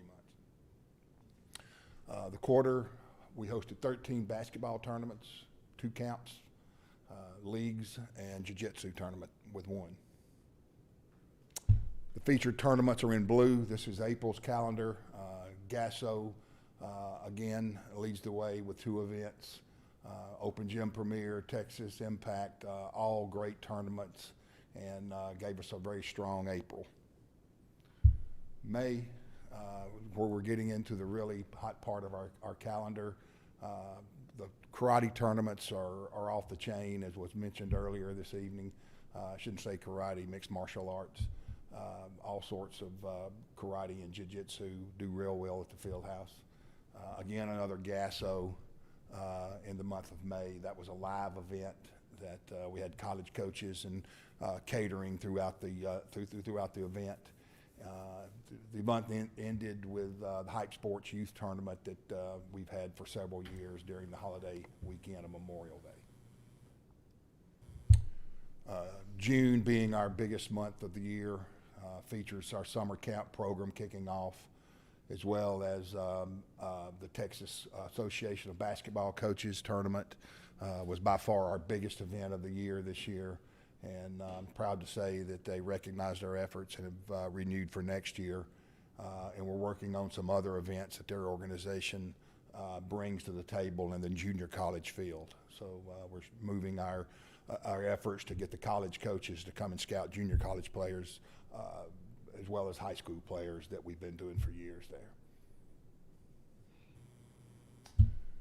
Reflection of where we are through the third quarter, end of June, reflects the 223,469 revenues over expenses for the 9 months.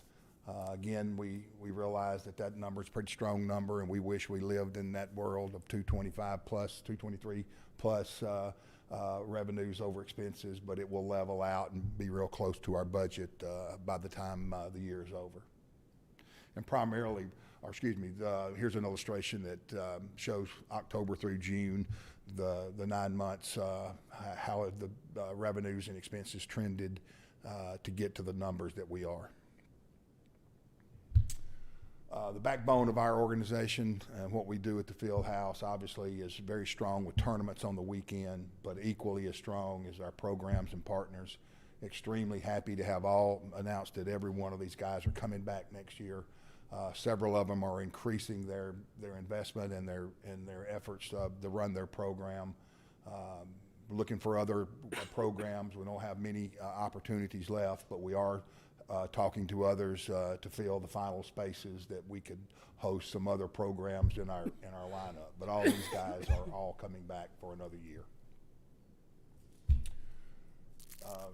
Looking forward to the fourth quarter. We're going to host 8 basketball tournaments, 4 camps, 5 leagues, and 2 MMA tournaments. One of them we just had, the one that was being was spoke about tonight. That was the Tai Point Maui kickboxing. Was unbelievable crowd, and just had a great event. July had a very strong July. Again, another GASO, actually 2 GASOs in the month of July. Both of them were live periods with college coaches. We ended our summer with a major tournament, which is the biggest tournament as far as teams coming into town. There's like over 600 teams in that event. Primetime sports, and closed out July very strong. August is a very tough month. There's our Point Maui kickboxing event that we just had. Coverage kind of bare the next 2 weeks. As we speak today, there's for the first time I can say there's no event this weekend. However, we are talking to a group that may pull through by the time the week's over, but at press time there was no event for the weekend. And then the holiday weekend next weekend. And high school football starting back, and school and summer camp ending. It's just a tough time of the year for us. But we do rebound in September and have a very, very strong September. We'd like to draw attention to the Boss Regional High School event.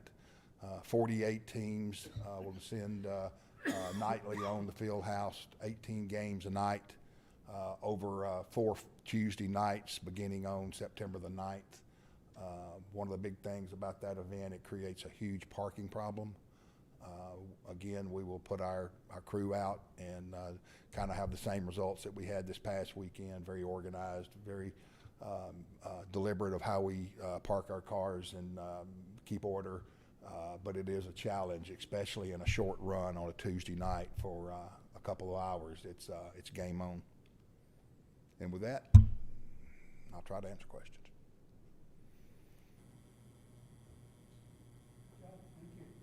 Thank y'all very much. All right. Final item, 6C, library quarterly report.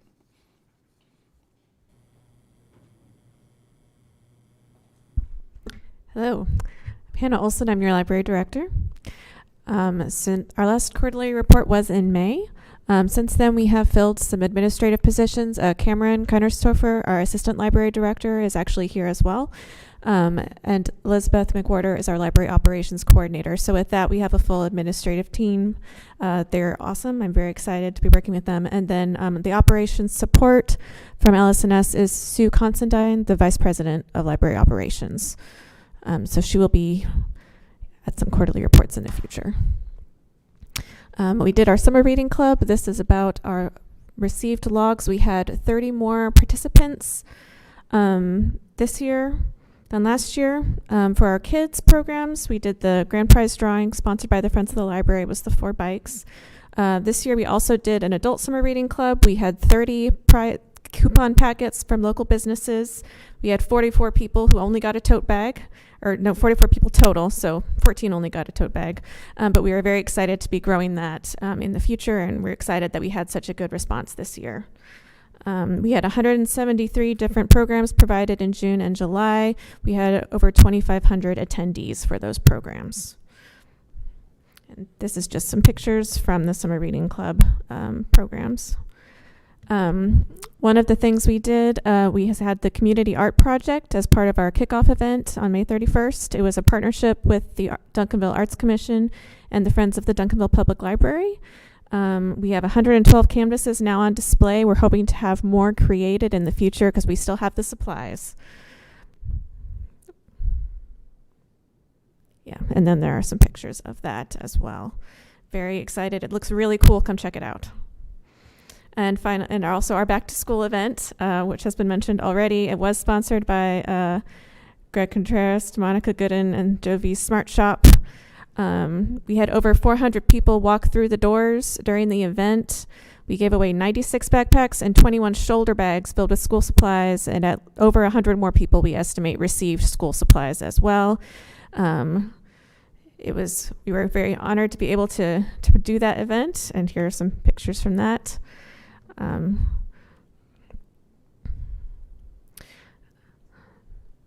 So this is our upcoming programming calendar for September, just to kind of give you a visual of what we've got going on. Some things to spotlight. The Friends of the Library annual book sale is happening September 5th and 6th. We're going to be partnering with Texas Workforce Solutions. They're going to start coming out, so we'll have a program partnership with them, which we're excited to start up. And then all of our regular events. Some just general library updates. We are finally starting to get orders placed by the LS&S collection management team. So we are starting to get new books in. There's a lot of kids stuff coming in right at this moment, but we're excited to see everything's just going to come in really fast. We do have a private study room now open for reservations, so we're excited to offer that. The gaming system LS&S gifted is in use for programs, and we're looking at a way to have it accessible for like anybody to use anytime. We have our notary service back. We completed our makerspace survey, and we are working on reviewing that data. And we are going to start looking for opportunities for grants for a story walk. That would be a partnership with the parks, and then an AWE computers. And some LS&S deliverables updates. Sue presented the community needs assessment plan and library policies to the Library Advisory Board.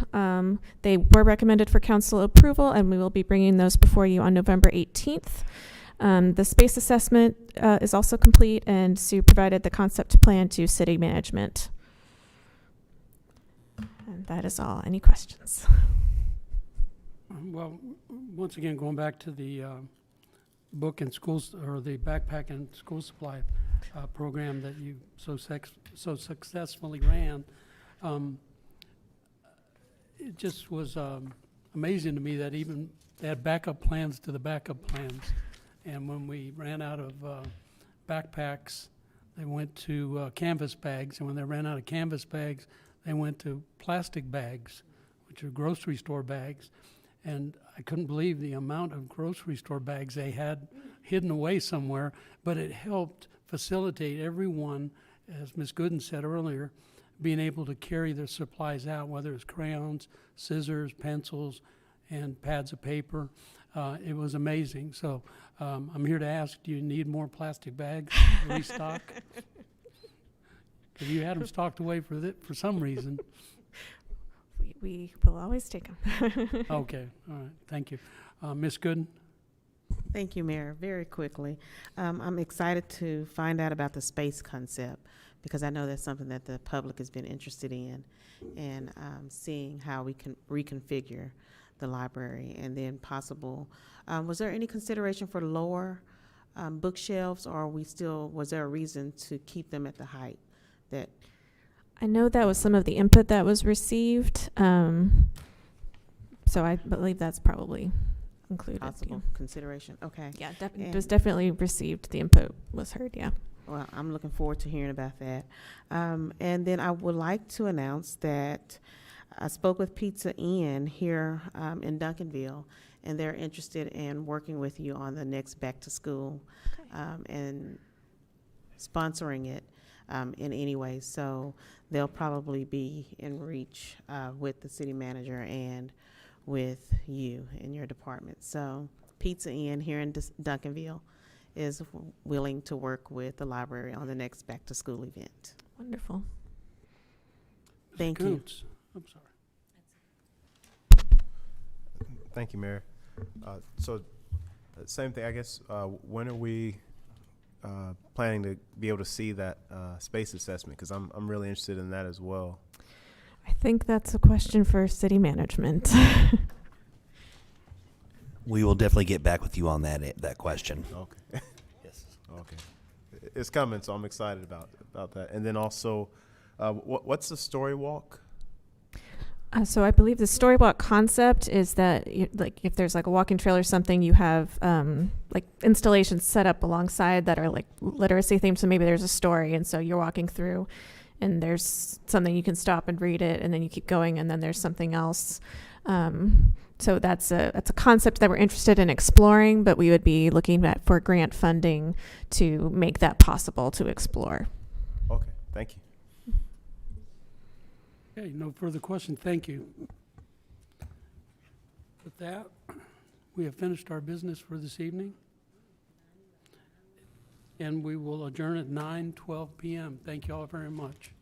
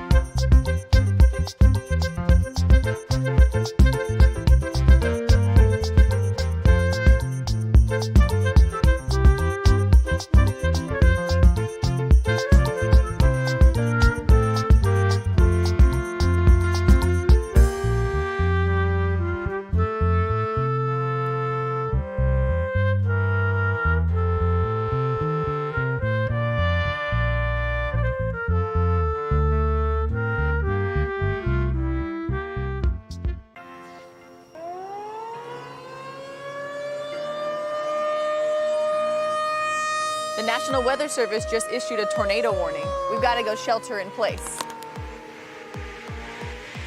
When sheltering in place, whether at home, at work, or in public, you always want to shelter inside, never shelter outdoors. When sheltering in place, there might be an area with